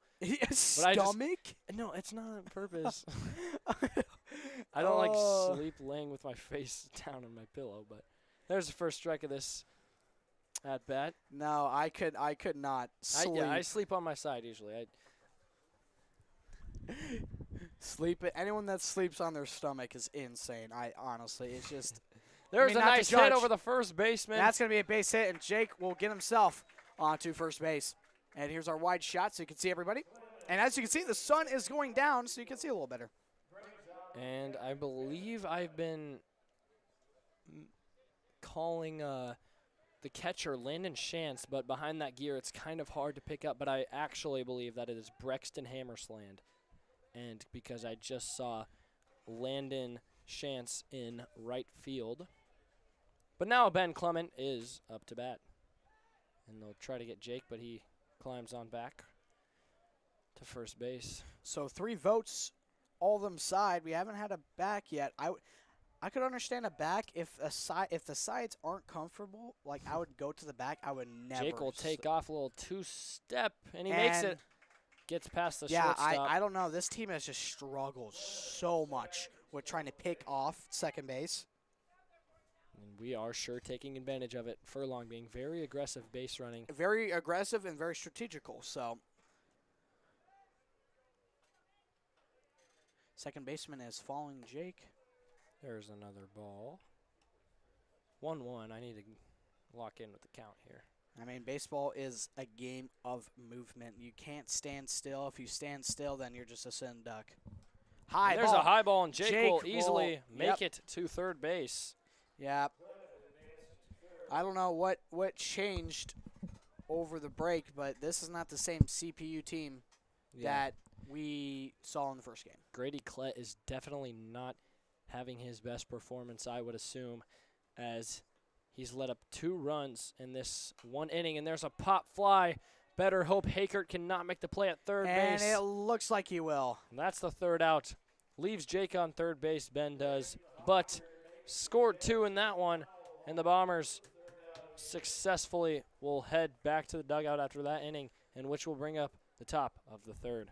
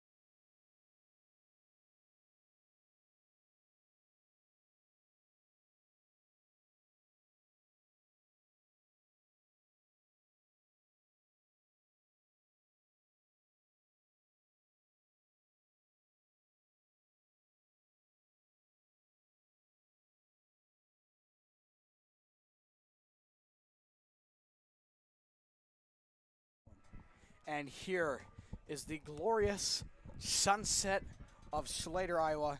As you can see, you can kind of see the baseball field. You can see some of the silos. But most importantly, you can see the sunset. And it is a beautiful night here. And it is a nice, calm, and comfortable temperature as we are just moments away from the start of the top of the third. It's a very nice looking first true sunset of this baseball season. The summer is right around the corner for these student athletes, and I think the red looks nice as it begins to get darker here on this Tuesday night. Few days left of school, but right now baseball is everybody's main focus. Oh, I think I just turned on night vision. I didn't know there was night vision on there. Didn't mean to do that. Maybe if the lights go out, we'll Yeah, still be able to yeah, see. we'll still be able to see. Here's Jake Clement, though, at the mound, starting this third inning. Shutout CPU so far, as Essling will step out of the batter's box.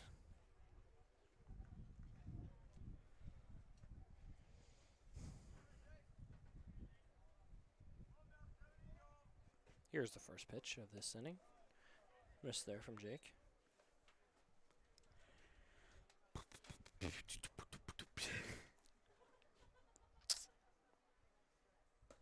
Ooh, he thought about it but did not commit, which he pays the price for. Essling now down 1-1 in the count. That one just a little too high. 2-1 count now. Here's Jake Clement at the mound. Here we go. That one inside, and Essling commits the second strike of this at bat. I think he's gonna want that. He's gonna want that one back. As if he left it alone, he would have been up 3-1 in the count. But now it's Jake on a mission. Here we go. There's the pitch, but it is fouled off. Essling does not want to give up early.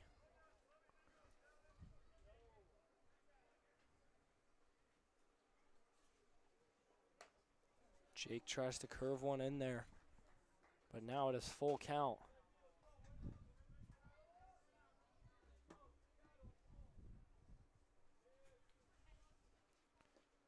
The pitch is left alone, and now we have a runner on first base. That brings up the catcher, Braxton Hammerson. Number 7, Brexton Hammerslane now up to bat as Essling successfully makes it to first base.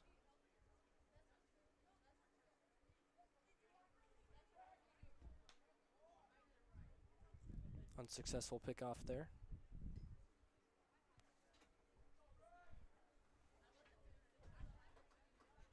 Here's Jake Clement. That one gets right past Brexton. Strike one here.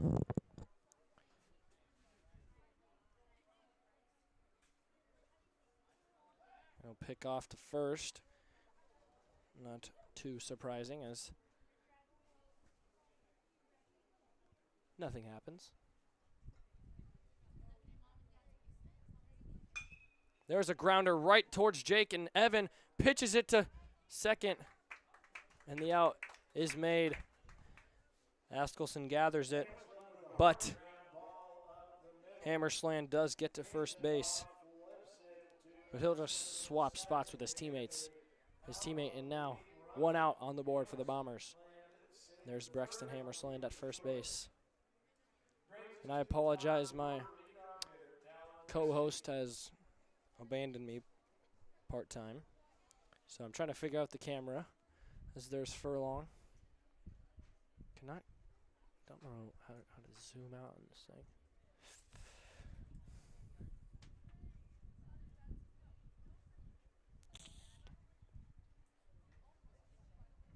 It's Furlong having a few words with the umpire.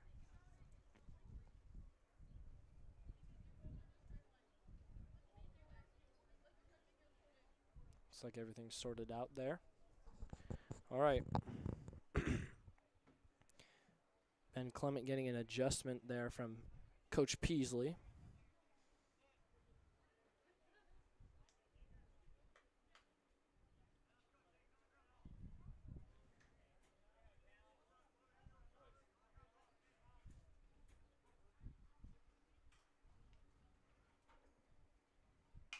There's a nice hit towards third base.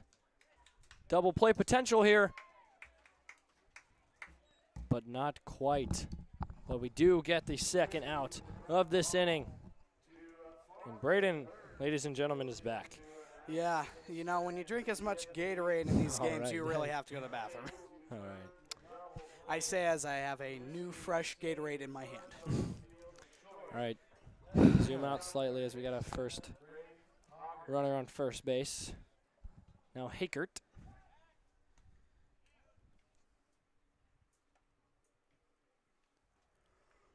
Sun is beginning to fully set, and we are no longer able to see it as it will slowly begin to get dark. There's a pickoff attempt once again. 0-0 count as he has yet to throw a pitch for Hakert. 2 outs, though, on a runner on first. Can Jake keep the shutout alive? He looks to do so as he throws a nice strike. Hakert was not even close to that one. Reminder to the 52 people watching this live stream, if there's people out there that are unfortunately not able to view it, please go on and share if that's grandparents, parents, friends, brothers, siblings, period. Just people that unfortunately aren't able to see this. Nice pitch from Jake there. A strike 2 is thrown and moved right in the spot where you want it. And yes, share this to anyone. We'd love for literally anybody who would like to watch these kind of streams, even opposing fans, just to get who can't make the drive. Foul. To watch these live streams, it would mean a lot to us here up in the booth. We are accepting of everybody except for you just got to be used to a little bit of a Ballard bias. But other than that, everything is friendly for all people across Iowa and across the United States. If people outside of the United States are viewing, but very low percentage. Very there. low But hey, percentage, maybe someday. Maybe. If there's anyone out of the state right now, please let us know. Jake Clement yet to throw a ball in this at-bat. He attempts to pick off there again. Not trying to jinx him, but Hakert remains fouling these balls off. Here's Jake. He delivers a strike, and that one is hammered towards left center field, and it's going to be gone. The first home run at Nighthawk Field is hit by Hakert, and is not a Bombers home run, but he will tie the game up and score 2 runs. Unfortunately here, Jake Clement gives him a nice pitch, but Braden Hakert will hit a home run. Celebration there from the dugout.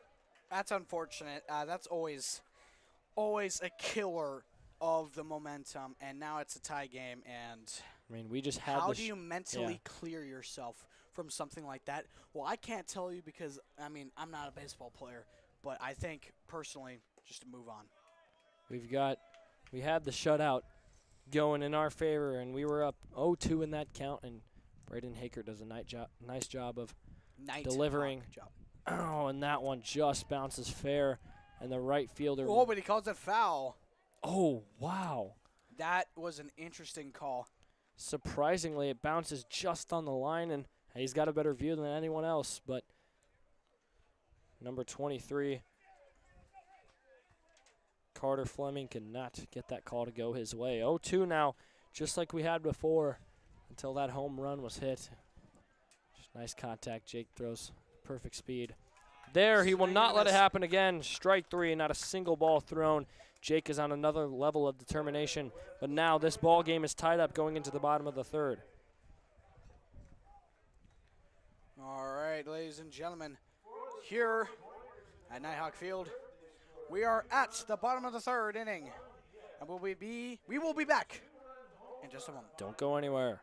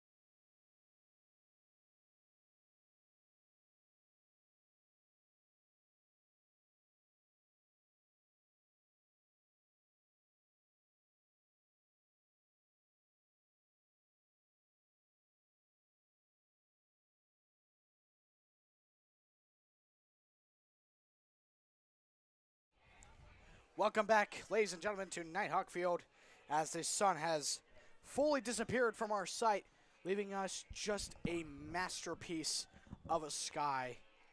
And we, Got oh wow, nice clouds up above too. Yes. Nice shot there of Nighthawk Field. And we are about to get started with the Bombers in the batter's box, F&K up to bat. who's been pretty darn good on the batting side. Yes, he has. Probably, if I had to vote, our best consistent hitter this season. I'm good? All right. Yeah, you're good. Sorry, my mic cut out. There's a foul ball towards the fans. I was talking about Evans' tremendous consistency so far. He's been atop of the Ballard hitting lineup and success. Grant McCracken. Let's go, Bombers. Keeley, Everett, and Bennett watching from Illinois. And there's a hit towards left field. They're going to catch it, And though. the backpedaling play is made by number 23, Carter Fleming. Thank you, Grant McCracken, watching from Illinois. Wow. And cheering for Sid Farmer. Wow. That is some top-level commitment. If you could share the stream to some other people, it is good to see. Speaking of Sid Farmer, he is now up to bat for the Bombers. Oh. He's got nationwide fans from Illinois here, apparently. There's ball one. Well, best of luck to Sid Farmer here. He's got Grant McCracken's wished luck from another state, so hopefully that will pay off here. Number 4, Sid Farmer, looking to regain the lead here for the Bombers. And he'll leave that one, ball two. All right, ball two. 2-0 count. That's not bad. That's a very favorable area for Mr. Farmer. So let's see what he does here. Does he go aggressive? Does he let it fly? He'll swing and he'll find the gap. And that's Grant a base McCracken's hit. luck pays off, and that's a nice base hit for Sid Farmer. Nice. And now we get our zoomed out view so you can see everybody, including Sid Farmer on the first base spot. And up next, Bryce Miller. Another junior looking to repeat Sid's success here. And the light is beginning to shine brighter from these poles. Bryce Foul ball. fouls one off. A nice crack of the bat there. Number 11. In every sport looking to succeed.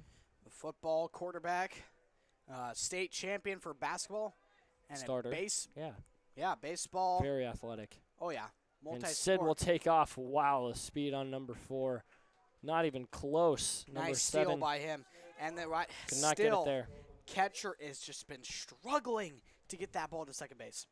Hammerslane doing a little bit better of a job than the home run hitter, Hakert, but still 0 pickoffs thrown on throwdowns. This Bomber squad definitely has the speed to do this most games. Indeed. We have not seen many steals, though, on the other side of the ball, as we have some very talented Clements behind the plate. No kin. Now 2-1 here for Bryce. There's Now the ball. 3-1. And we did not mention this, but now Grady Klett has changed and is no longer pitching. It is now Cale Stein, the first time we've seen him tonight, now making his Nighthawk season debut on the mound, but he walks Bryce. Now have 2 base runners on. And now bringing up Stetson Kane, the senior. One of the only on the team.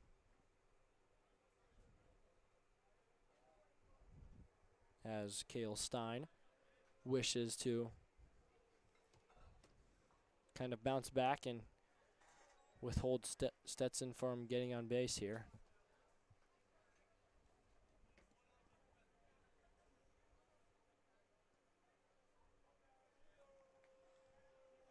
And we've got a steal. As Stetson hammers one towards left field. It's going, and gone! Home run! For Stetson Kane, and he scores 3 runs. The first we've seen all season, and of course, who else but Stetson Kane, number 5. He'll score Sid Farmer, Bryce Miller, and of course himself. Wow, what a hit. That's 2 home runs in 2 innings, but wow, what a play. Home run! That was just electric there. My heart is pounding, and Stetson Kane, an unbelievable day. Wow. I cannot believe it. What a return day it's been for this kid as he jumps up. And you definitely heard that celebration. He answers back with a phenomenal hit to left field.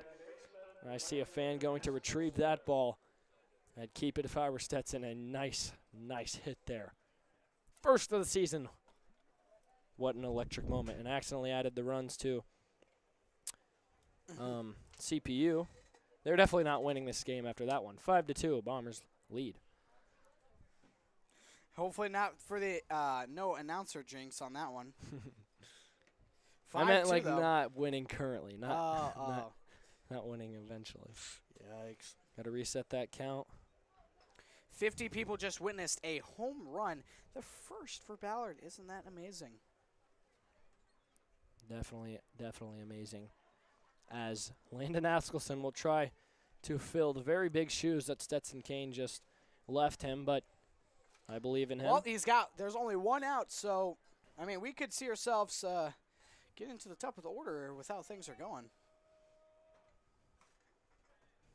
Strike there, just in the outside area of the strike zone.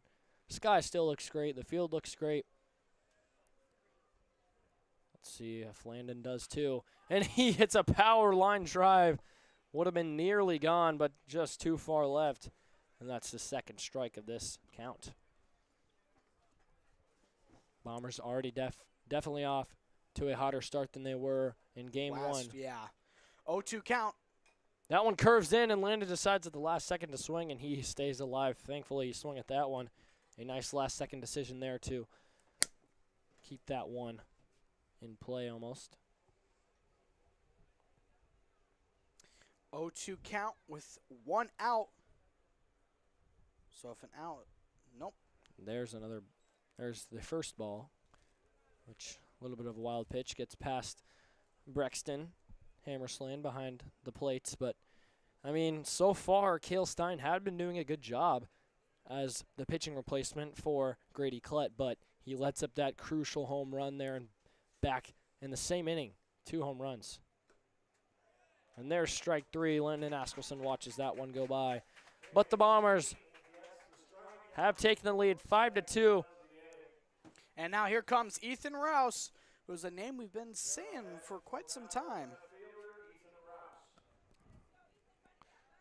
For some reason, I thought there was already 2 outs, but no. Nope. Even better, now there's 2 outs. Perfect. Ethan Oh. Rouse Yeah. nearly. He avoids a headshot there. Yeah, I don't care. I know when people say, hey, wear it. If it's coming to my head, I'm moving. Oh, yeah. Heck no. Helmet doesn't do much there. Mm. He doesn't move from that one. Almost hits him back-to-back times. Cale Stein getting a little close there. See what happens on this next pitch.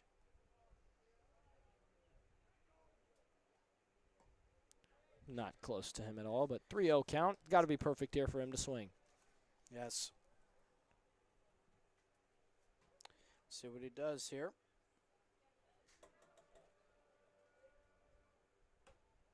Right down the middle. I mean, hey, I said it's got to be perfect.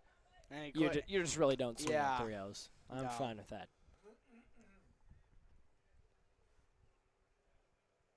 Here's Cale Stein at the mound, and another ball 4 now. And he'll He'll get walk walked. Ethan Rouse. And here comes Bowen Benedict up to bat. He's another batter with home run potential, and to extend this lead here with a base hit would be crazy. Wide shot view so you can see. Here's Bowen Benedict, the hefty lefty. He's not very hefty, but he can hit it far as Ethan Rouse slides to second base. Make sure to like and subscribe to the YouTube channel so we know that you are enjoying our content. We got lots of viewers tonight as Cale Stein throws Bowen a pitch, and he'll grounder that one to second base. Oh, and he missed a it! wild throw, and that will score Ethan Rouse. And Bowen lucks out a little bit there as he stands up on second base. And Bombers do, believe it or not, extend their lead now 6-2 in this And here third comes inning. Weekman to go in for Bowen. I actually, that was the play that got me out of my seat. That was just very unexpected. I mean, a rare error there from second base as he just makes a wild throw. And Bowen actually remains at second base to Oh, run. he does. All right, I thought Mr. Weekman was going to come out, but nope. Bowen remains at second base here. Now the top of the lineup is Jake Clement. Oh. Swings and misses. That one, He I wanted feel that one. like, Oh. was Jake is going to go for the kill shot now. He's going to come out in this aggressive. We're already up 4 with 2 outs. He swings and finds the gap. Oh, Can my. Bowen punch it home? Furlong sends him. Yes! And it goes past the right fielder. And another run scored as Bowen steps on home plate. Great hit by Jake Clement there. I mean, you just can't hit it better than that. Finds the perfect gap. And the Bombers are rallying. 5 runs scored this inning with more to come. Now Ben Clement up right after his brother trying to match him. Cale Stein is having quite the rough hits Rough. being hit on him as Evan Entrikin will replace our pitcher Jake Clement. And he will run now on first base. 57 people are watching the Bombers extend their lead, the biggest of the season so far at 5 runs. Now Ben Clement just in the bottom of this third looking in. Entrikin will take off. And he'll be safe. You know what they say? They say, give me the loot, but, like, give me the points. Look how much we are scoring here. I mean, great that we didn't see this at all. We're actually tied with the amount of points, runs that, dude, I was doing good today. Oh, you said it right before that, too. Oh, shoot. Hey, Scored the it's all same right. amount of runs that we did in game 1, and it's only the bottom of the third. Yeah, that matches our season high for the 3rd time, and we've got so much baseball to play, hopefully. And we've been at To 2 beat outs that. for a while. We've been at 2 outs for a while. Ben will leave that one. First ball of this count, 1-2. 1-2 count. Would be very nice to see the Bombers break their 7-point curse as Ben fouls that one off.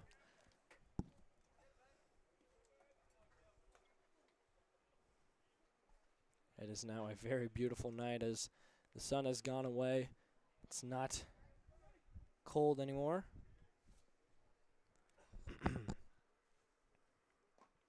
And that one nicks Ben on the right shoulder, and we've got another base runner. He battles back and wins that unfortunate position he was in, and now he's on base. Wow. A nice at-bat there from Ben Clement. And now, Evan Kinzenbaugh up to bat. Nice for the Bombers here. I mean, is there a mercy rule in varsity? There is. We actually got run ruled in the 5th inning versus Webster City. That's true. The one we were not there for. The only non-close game the Bombers have played. That was at Webster City, so that's why we weren't live streaming that one. But now, Jack Plukar will be the second replacement of this inning, back-to-back now, for Ben Clement, as he'll get his catcher's gear on. And Evan Kinzenbaugh, who has yet to strike out this season, I believe, will leave that one. And his time is tung Sahir. So Evan Kinzenbaugh is just so good at he's so consistent. I mean, there's a question. Would you rather have like a person who does good? Okay. Foul Continue. ball. Would you rather have somebody who does good sometimes and then is bad sometimes, or would you like someone that's well-rounded? I would like someone that's well-rounded. Evan Kinzenbaugh can do it on both sides. Shortstop and batter. As the lefty points to the sky, that's beginning to grow darker. 1-1 count here. 2 base runners. A And 2-out 2 rally has been here for the Bombers, and that one's a ball. I mean, they've been stuck at 2 outs for a very long time. And that's exactly what you want to see, is them finding a rhythm just before the 3rd out is made in this inning. 2-out rallies are very exciting to watch, especially when your team's the one having it. And Evan leaves that one outside, but a strike is called. 2-2 count. He's got to battle this back and hopefully win. 2 runners on base would be unfortunate left there. Yep. 3 juniors on the field in red. Oh, no, he'll leave it. Unfortunate. And that Evan will do it Kinzenbaugh for strikes out. Ballard's amazing 3rd inning run with 5 points, and CP will get a break as they will make it their way to the batter's box.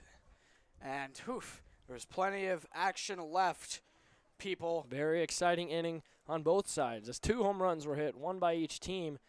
And now we'll take a break. More baseball to play upcoming. After this.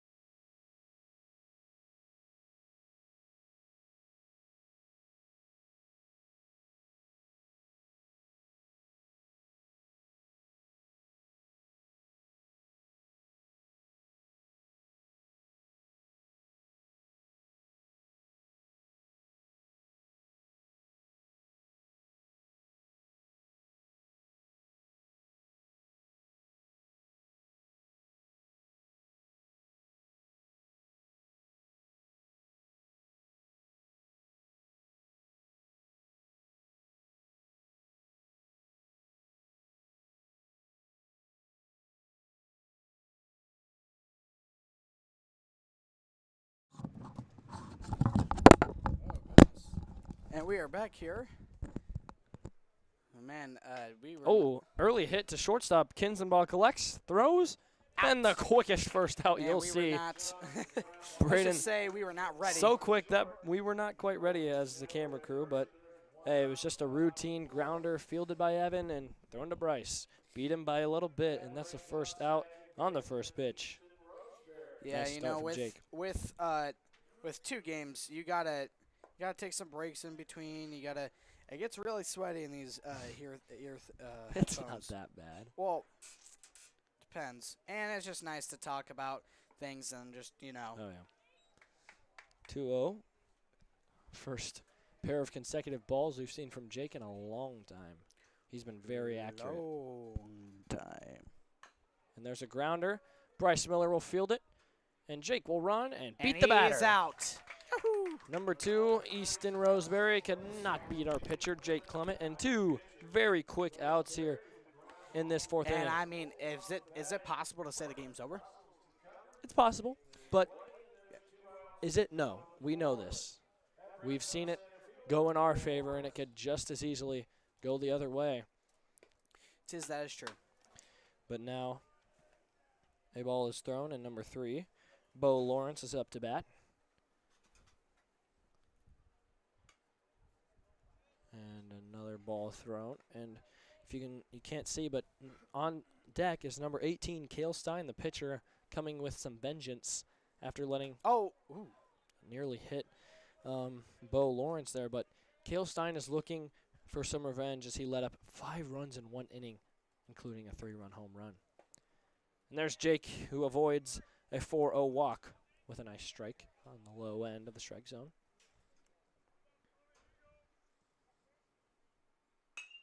And a grounder scooped up by Ben, and he'll nonchalantly Wow. throw. Nice And throw. talking about Ben, let's go to the Cones play of the week. I mean, look at this catch by Ben. Boom. Oh, my goodness. Let's get it.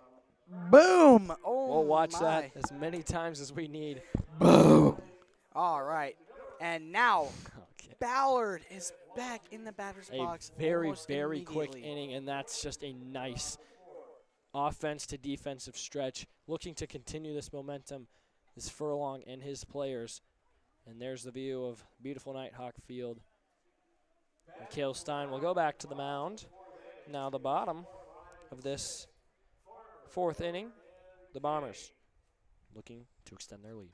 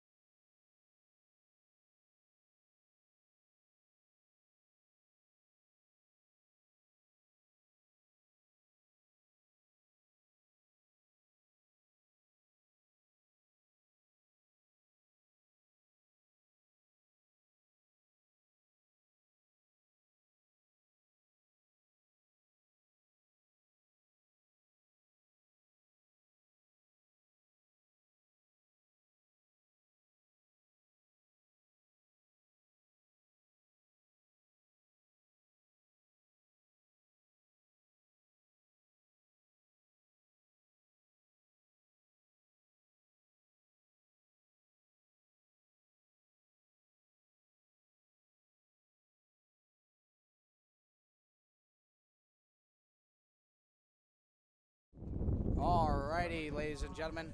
Back into baseball. Here we are. Cale Stein with the pitch. Sid Farmer to lead off the bottom of this 4th inning. Wow, Sid Farmer's already back? Man. Oh my gosh, just shows how great of an inning the Bombers just had. And there's a grounder, foul ball. And Furlong. With the scoop up. Oh, sorry. Furlong's definitely going to be asking if we got that. No, I'm sorry, Furlong. Greatest highlight he's had in a while, but hey, he just looked at the booth. He's the shortstop He just- out of Central. Probably Chicago Cubs, if I had to guess. But he, MLB player. as you said, he's going to be asking for that clip. He looked directly at us in the booth. He did? I have a feeling that we might be getting a talking to. And there's a pop fly. Oh, give it. Not pop fly, excuse me, foul ball, but we have some Dak Prescott-esque chants here from the Bombers dugout. We have seniors pulling up. I believe I see. Oh, gosh. I mean, Got I some would good fans here. I would switch over to show, but We've got we have baseball. a baseball to show. And here's Cale Stein with the pitch. Sid Farmer fouls that one off again, and I would like to point out the Dak Prescott-esque Yeah, chants from the dugout, the Bombers yeah, dugout. here we go. Here we go. Yeah. Talking to Sid here. Can Sid listen? Here we go. Boom, a grounder. Oh, a nice play at third base. He'll make the throw, and it's a he's nice got one. I mean, you just good hit, better defense. You just cannot be mad at that one if you're Sid. And I accidentally kept 2 outs there up on the screen, but now that was the first out. And Haker, who's had a heck of a game, makes the play, which brings up Bryce Miller. All right, here comes Bryce Miller up to the mound. Or not the mound, excuse me. Batter's box. The plate, yes. Here's Cale Stein. Swinging With the this from pitch. Bryce. Swords Bryce there.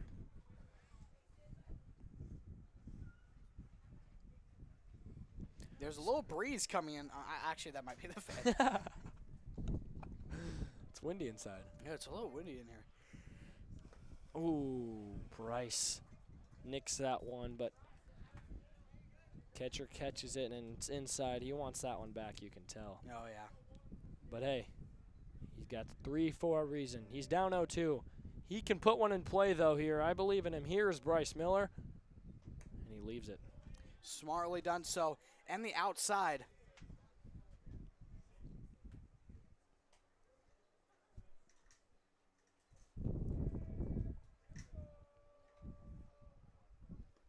There's the low outside ball. 2-2 count now. Just after 9 o'clock here if you're just joining us. Oh, yeah. You're right. And Bryce fouls one off. He stays alive with that cut. Just under 50 people. Nice glass shattering Yeah, sound that actually effect kind of played. scared me a little bit. Uh-oh. I mean, there are houses nearby. That did scare me a little bit, so. Bryce will leave that one in. Extend the count to full. Full count. Here we are. Cale Stein looking to strike out Bryce Miller. Bryce Miller looking to hit off of Cale Stein. What can he do? He leaves it, and he draws the walk. A very nice at-bat there. And I'd just like to mention, look at The super fans. Yeah, you have Jude Gibson, state champ. MVP. MVP. Got the whole crew there. Yeah, no kidding. Laughing, having fun, watching some Bomber baseball. I mean, how can you And not they're have calling fun a watching this timeout. team? We'll get them to look at us probably. Just one of them's got to look over. Let's see how long. They probably aren't looking at the camera. Just get them all to wave. Got a time. Now they know. Got some discussing here.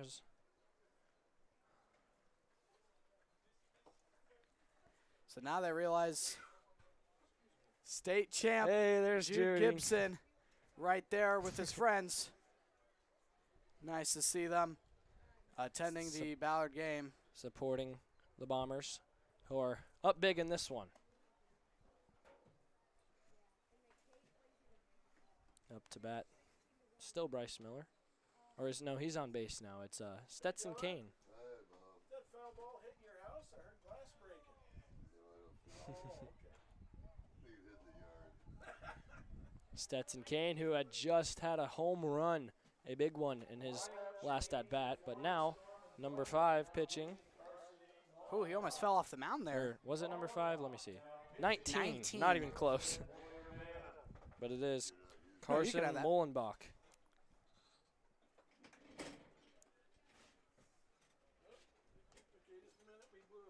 I think this is the first time we've seen Carson Molenbach play today, and he's looking to not let Stetson go back-to-back here. That would be wild.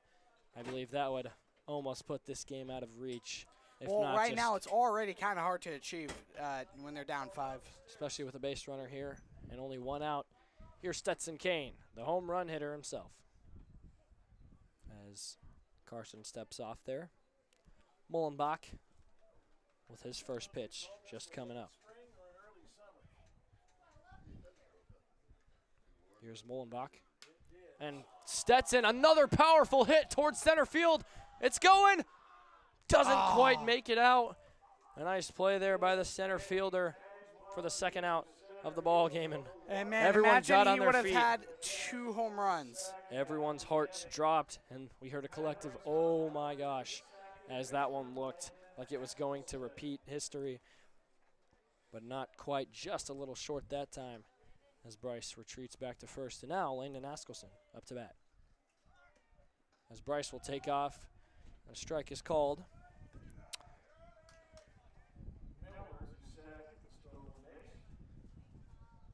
Another easy stolen base there. Shows off the athletic speed. And now, Landon Askelson will That's a pop fly fly. to first base, and Got him. Essling will gather that up. So the Bombers, empty-handed there, a donut on the scoreboard for that inning, but they still have a 5-run lead heading in to the top of this 5th inning. Anything to say, Braden? We will be back in a bit. All right.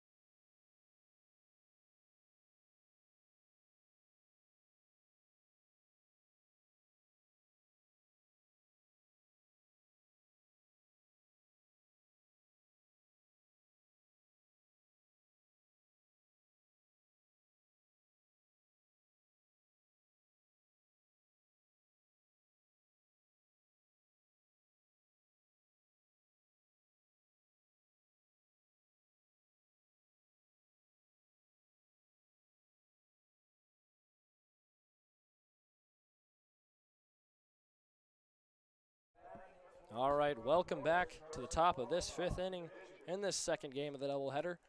As we zoom out from the light there, we see Nighthawk Field and Jake Clement throwing the first pitch of this 5th inning, which is a ball. Ball Ball 1. So we're at the top of the 5th. 2 more innings remaining of this game. And here is the current pitcher up to bat for the Stormin' Pointers, number 19, Carson Molenbach, for his first at-bat of the day. 1-1 count. As he will Ground grounder, ball. scooped up by Sid, and a powerful Ow. throw to Bryce Miller. What for a the first throw out. by Sid. You could tell he knew that was going to be perfect. He scooped that up. He even looked back to the dugout. He was like, this is what I do, and he makes the play. 1 out. Honestly, he could have posed, maybe even winked at us, and then That would have been a clip. clipped. Here's the first baseman, number 11, Noah Essling. Oh, a nice pitch from Jake, but not quite a strike.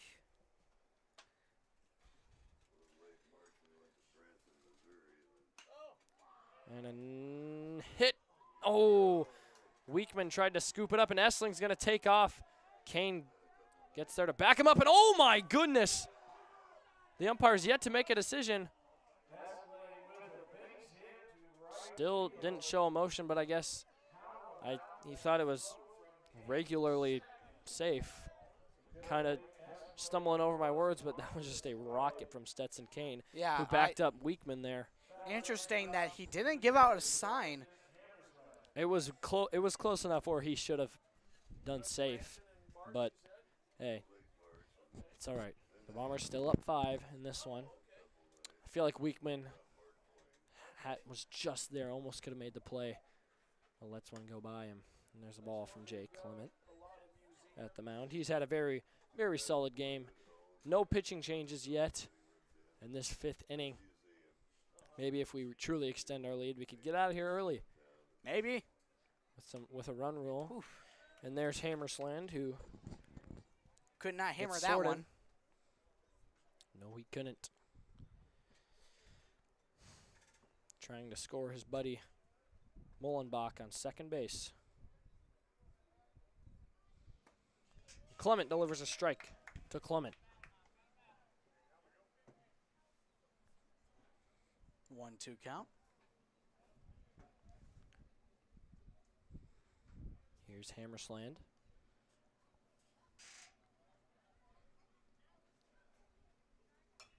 Who fouls one ball. off. Bang. He's still in this one as he steps back up to the plate. Brexton looking to make a play. Really need 1-2 count. something big here if you're the storming pointers. And here comes Jake. The pitch. Hey, nice You're one. outta It here. is strike 3 delivered by Jake Clement in the second out of this 5th inning. And we talk about Jake hitting, we talk about him catching, but how about the pitching performance today in this second game? Just phenomenal. Only 2 runs allowed, and it was on a home run. Hardly any hits have been allowed, and hardly any balls have been thrown. As number 9 steps up, Tullum Rissi, the shortstop, as he watches that first ball go by. Still a runner on second, 2 outs. Jake Clement looking to leave him there. And it looks like he is going to do so. I think Jake is in a myself. rhythm right now. He's in He like sure a is. mental and physical rhythm. He gets locked in. And when he does, he does.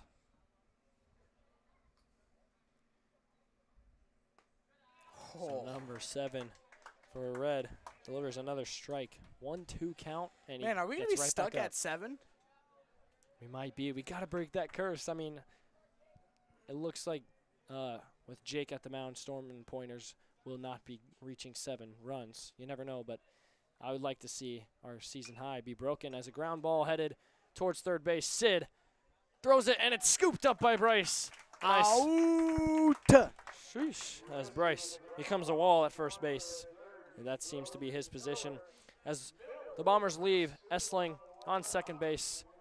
And Mullenbach will head back up to the mound, trying to leave the Bombers at 7.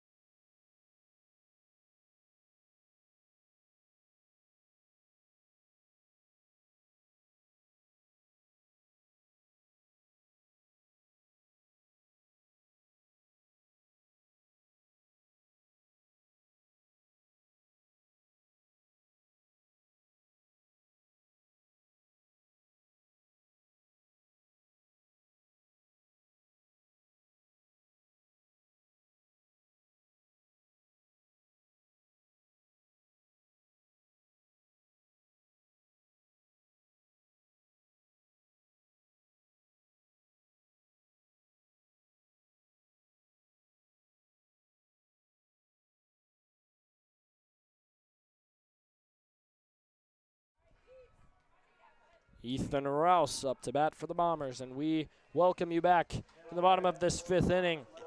The Bombers looking to have another strong inning, kind of bounce back from the previous one. Looking to add to their lead and break their season high of 7 runs. Whoa. Way out. Little trip there on the mound, I believe. That's from actually the Mullenbach. second time I've seen him do that. Lost his footing there, unfortunately, for the Storm and Pointers. But Ethan Rouse will receive the second pitch. And Way the same outside result. again.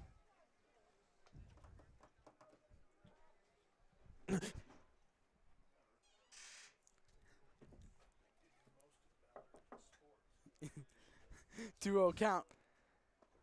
That one will Nicely be a strike. delivered.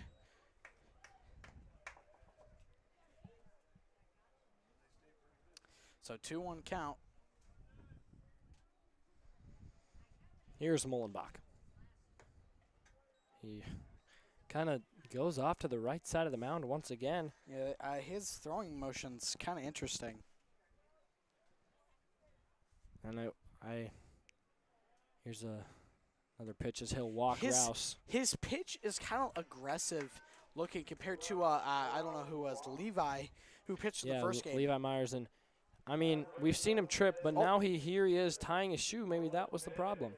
But I would not be surprised, no offense to any of the pitchers who have pitched this game, but since the Storm and Pointers got the win, at least one win they wanted versus a strong Ballard team, they would just be saving their good pitchers for maybe another game they have upcoming in this week.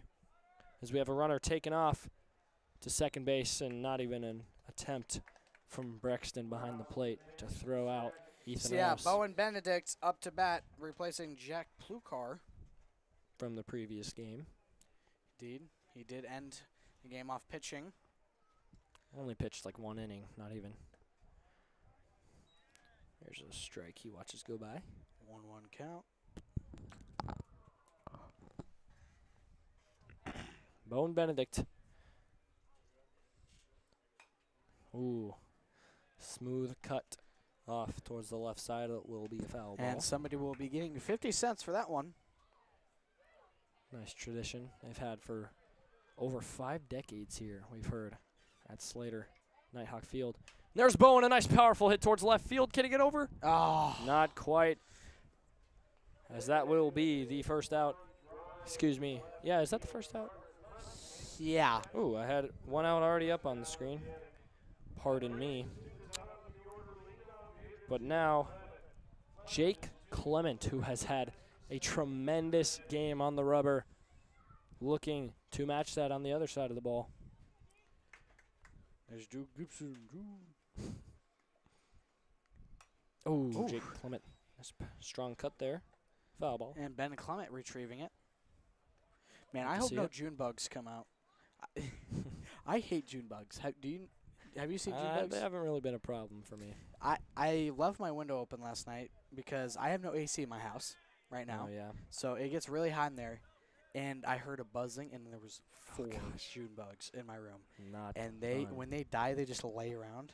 Found one of them in my shirt once. Oof. Jake fouls that one up, that headed straight for us. The fans were ducking in front honestly, of us. that was genuinely the closest we've ever been. We couldn't quite see it because of the roof, so we were just praying we did not Stick get my hand domed. down, hope to catch it. Anyways, here's Jake trying to battle back and put one in play, and he does. Oh, base He'll hit. find the gap in right center field and potentially score. Ethan Rouse is going to head home. And oh, it's, no. Oh, good He decision decides to retreat. by Ethan to stay. That would have been out indefinitely.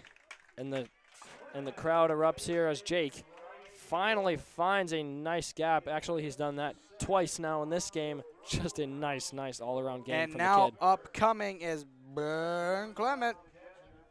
And Jake will be replaced by Evan Entrikin as he will prepare to pitch for a 6th inning in this game, only allowing 2 runs on a single home run. Just one single hit is all it took. Evan Entrick. Yeah, Evan Entrikin. Yeah, sorry. Tough name. Now Ben Clement with 2 runners on 2nd and 3rd.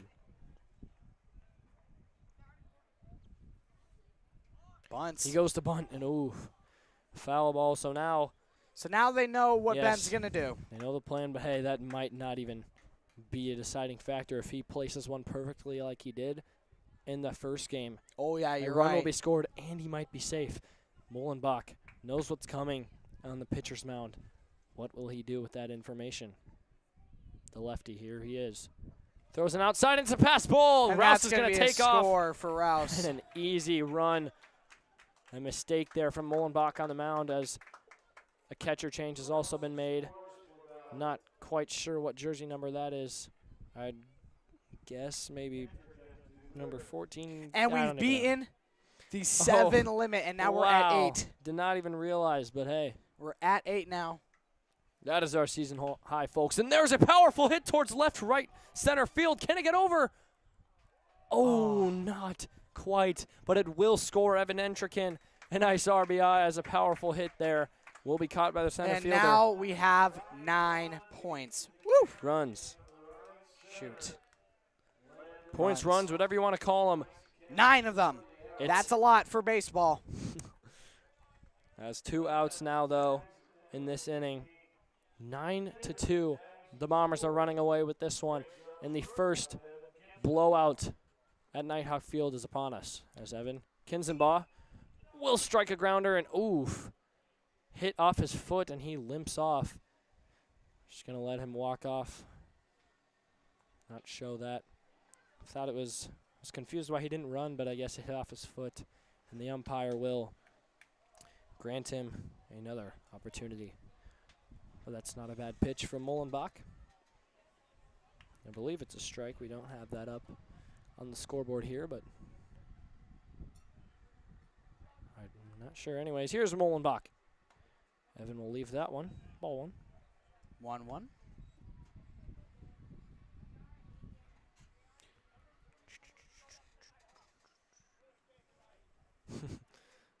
Heard a shout. Number 24 showed up to Nighthawk with a plan, with a mission. 1-2.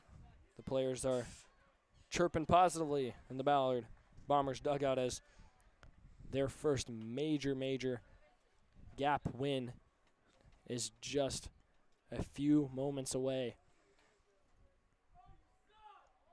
Ooh, some words from, I believe that was Mojo. Who else? Who else? It's ball 2 of the count. In the middle of the pitch as seniors are laughing. Hey, they've graduated. Yeah, they don't Let them care. have some fun. Yeah, they don't really care. Evan will leave that one low. Gets up the full count. Had one of his first strikeouts of the year. One of not many at all in his previous at-bat. Looking to surpass that and not allow consecutive strikeouts here. Carson Mick. Oh! Mullenbach. Jeez. Kind of jinxed him there. I apologize to Evan there, but can't always go your way as we still scored 2 in that inning.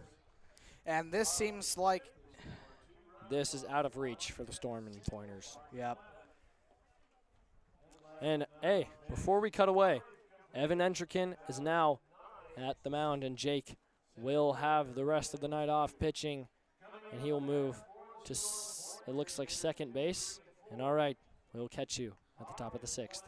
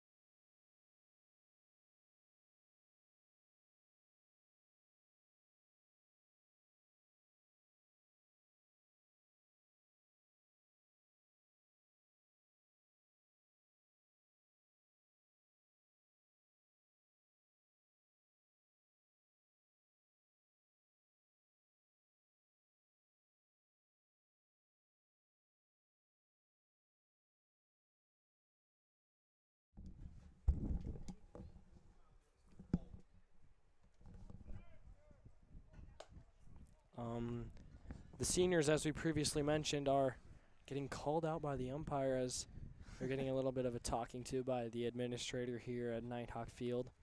Make Just sure. having some fun. Maybe they'll get a warning, which I think they deserve. But anyways, excuse me, Braden Hakert, who had the home run. I apologize if I'm pronouncing that wrong, but very good game from him today as there's strike 1. I believe this is the first time we've seen Evan Entrikin at the mound here at Nighthawk.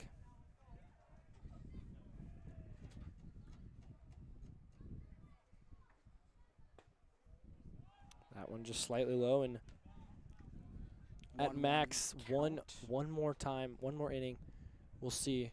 I'm not quite sure what the run rule is, but the Storm and Pointers will only get to hit 2 more times maximum, as I believe this game is over. Appreciate that. Mm-hmm. Of course. That one sneaks inside, and a nice strike there. A tough pitch to hit if you are Hakert there in the batter's box, but we know what he's done with 2 strikes in the count. Evan Entrikin trying to send him back to the dugout. And he does! Hakert ends up empty-handed there. Out one there. Nice. Nice. Nice. Nice. Now, Carter Fleming. That was the first out, and we have 2 outs left until Ballard is up again. Swing and a Another miss by nice- number Michael Jordan. Nice off speed there from Entrikin again. And I like to point out all the sunglasses that our fielders are wearing, even though it is pitch black outside. Yep. I'd be doing the same thing for drip, but hey. Look good, play good. Oh, yeah.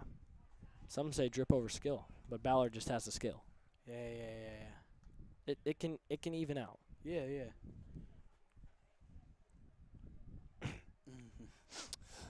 1-1 count. Make that Drops it. 1-2. In the bread basket.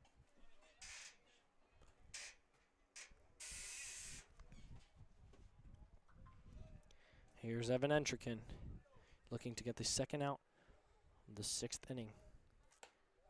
Oh, he puts it close, but not close enough as the left fielder, Carter Fleming, will leave that one, which seems to be a good decision. Can Entrikin put it where he wants to? Here he is, and he does. Swing and a miss. Strike 3. And there is out number 2. Fleming will head back to the dugout. And now number 1 will step up, Landon Shantz. Shantz. Same thing, same difference. Evan Entrikin. Nice start to his pitching so far.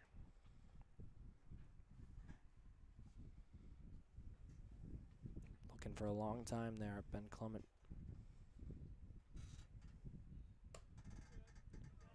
Ball 1. And it's nice to see that even though Jake is not pitching anymore, that they still have him available. At second Or base. yeah, they didn't quite put him back at catcher. They're giving him the night off mostly, and they're just going to have Ben go be a dog behind the plate because we know he can be. There's ball 2 for Entrikin.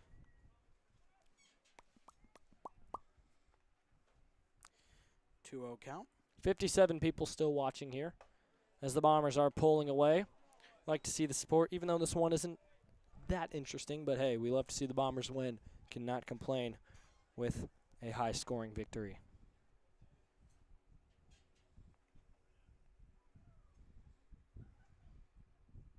Entrikin delivers a strike. About time and avoids the 4-0 walk. Make sure to like and subscribe, so if you want to see another game, you will not miss it if you are subscribed, and you will be notified. And make sure to share the live to people who also might be interested. Landon Shantz. Full count. Back-to-back strikes, and Evan finds himself battling back and has an even count now.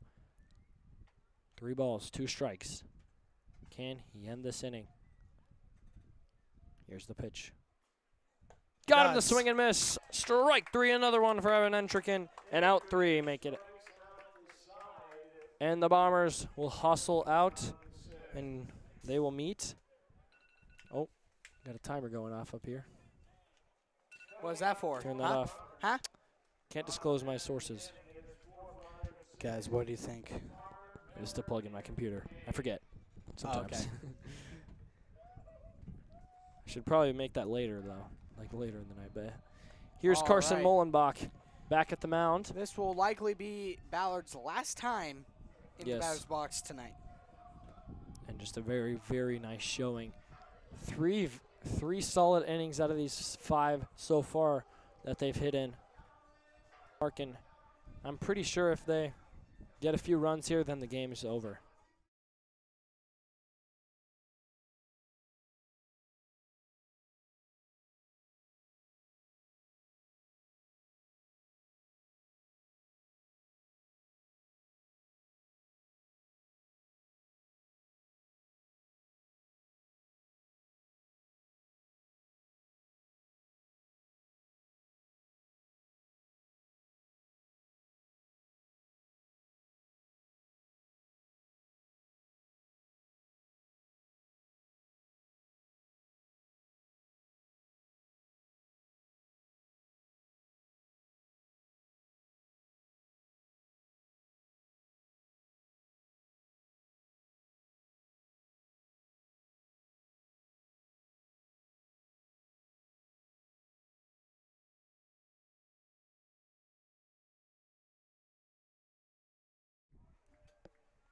we are back.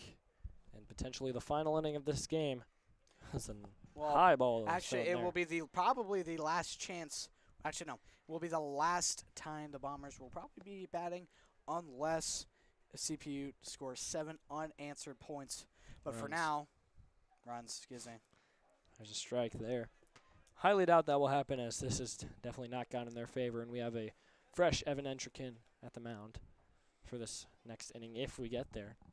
I believe if we score a run or two here, then CPU gets run ruled, and Oh there's my a pop gosh. fly headed right for the fence and does not quite make it out. The catcher could not get it there. Honestly, I thought that was coming towards us. 1-2 count now for Sid.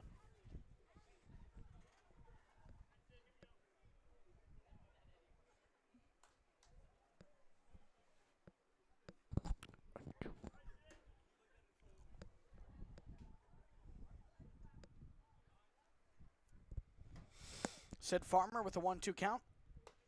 That one just too high.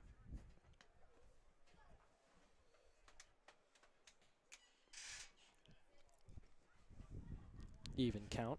2-2, I guess. Here's Mullenbach at the mound with the windup. Sid, let it hang there in the air. Decides to swing. Fouls it off.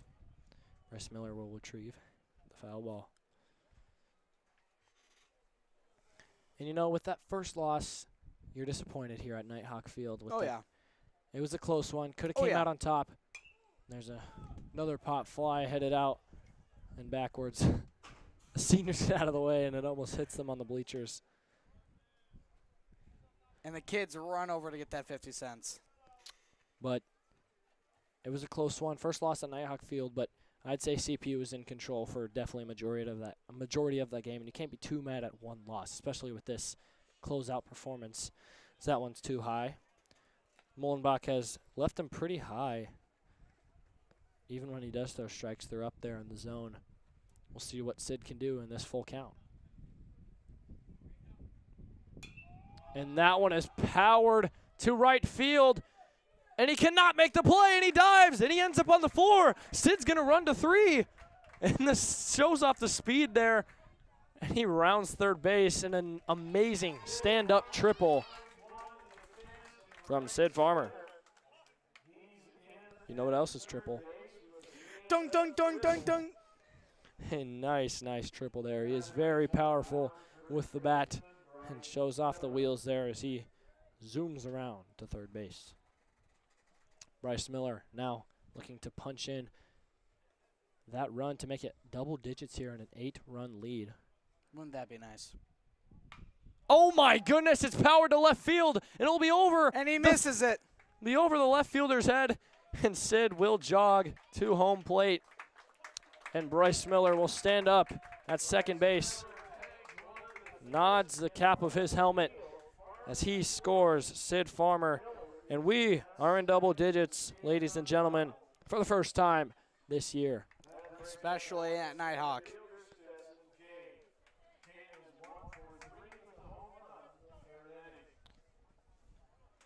Stetson Kane, potentially second home run here, maybe? He might be trying to hit him. I'd be scared if I was Mullenbach, too. Exactly. Number 19, somewhat of a struggle in this one. Just a all-around defensive struggle. And yes, he does intentionally hit Stetson. And we get a collective whoa from the crowd here. But we've got another base runner. Can't be mad at that. Here comes Landon Askelson. That's Evan Entrikin, actually, to replace him. Oh, As he steps up to the mound, forget I ever said anything. he will also replace Landon Askelson. Yeah, they're coming to talk, and I mean, I don't know what there's much to talk about. I mean, I wonder what that coach is saying. I truly do, because you got to try to keep your players in this game, even though it is out of reach. I believe it's to the point where even the announcers can't speak too soon. I mean, it's just it's 10-2 with they only have one more inning to hit. So you can see the stars in the sky. Night vision mode. Ooh. Ooh, look at that. Can we see Showing the off our stars? fancy camera. What are these? UFOs? UFOs. Oh my goodness, there's a UFO watching our game right now. Even the aliens are Even coming the to watch aliens this are one. interested in this one. Trying to get tuned into the live stream here to join our 48 viewers watching this Bomber blowout. Still 0 outs. 2 base runners on. 10-2. The Bombers Quite lead. frankly, bro. And a pitching change Please is end made. the game. Please. Please. Number 9, the shortstop Risson will step up to the rubber, and we will take a short break.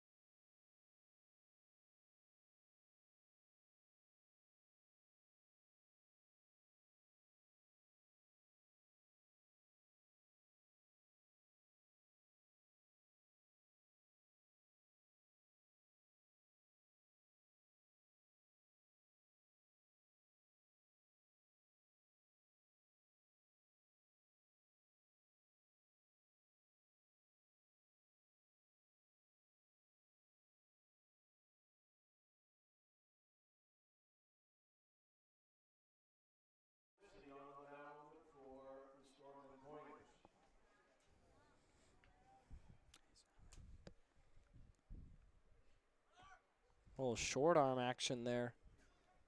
And we got 2 more runners advancing.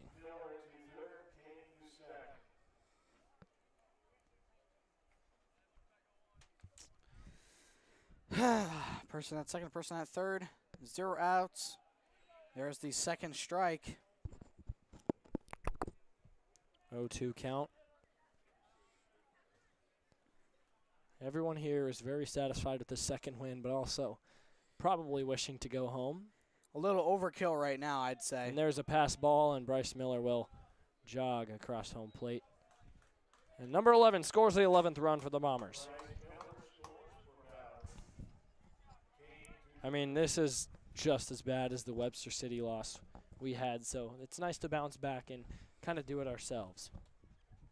Furlong has just had a very nice coaching effort today. Risson throws the ball there. There's Furlong right there. You know, it's rare to see him have like a smile. It's kind of like the Indiana coach. Oh, yeah. Yeah, what is it, like Kurt Singetti or something like that? Signetti, yeah. All right. Now it's full count. What will happen here? We're about to find out. Full count. Still 50 viewers watching at home as this one is coming to a close. That and one too he far will inside. be walked.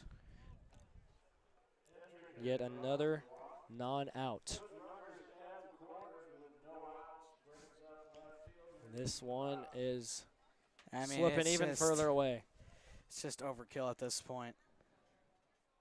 Can't throw in the towel. You got to teach your players to not give up. So That's Risson doing his best to minimize the damage here.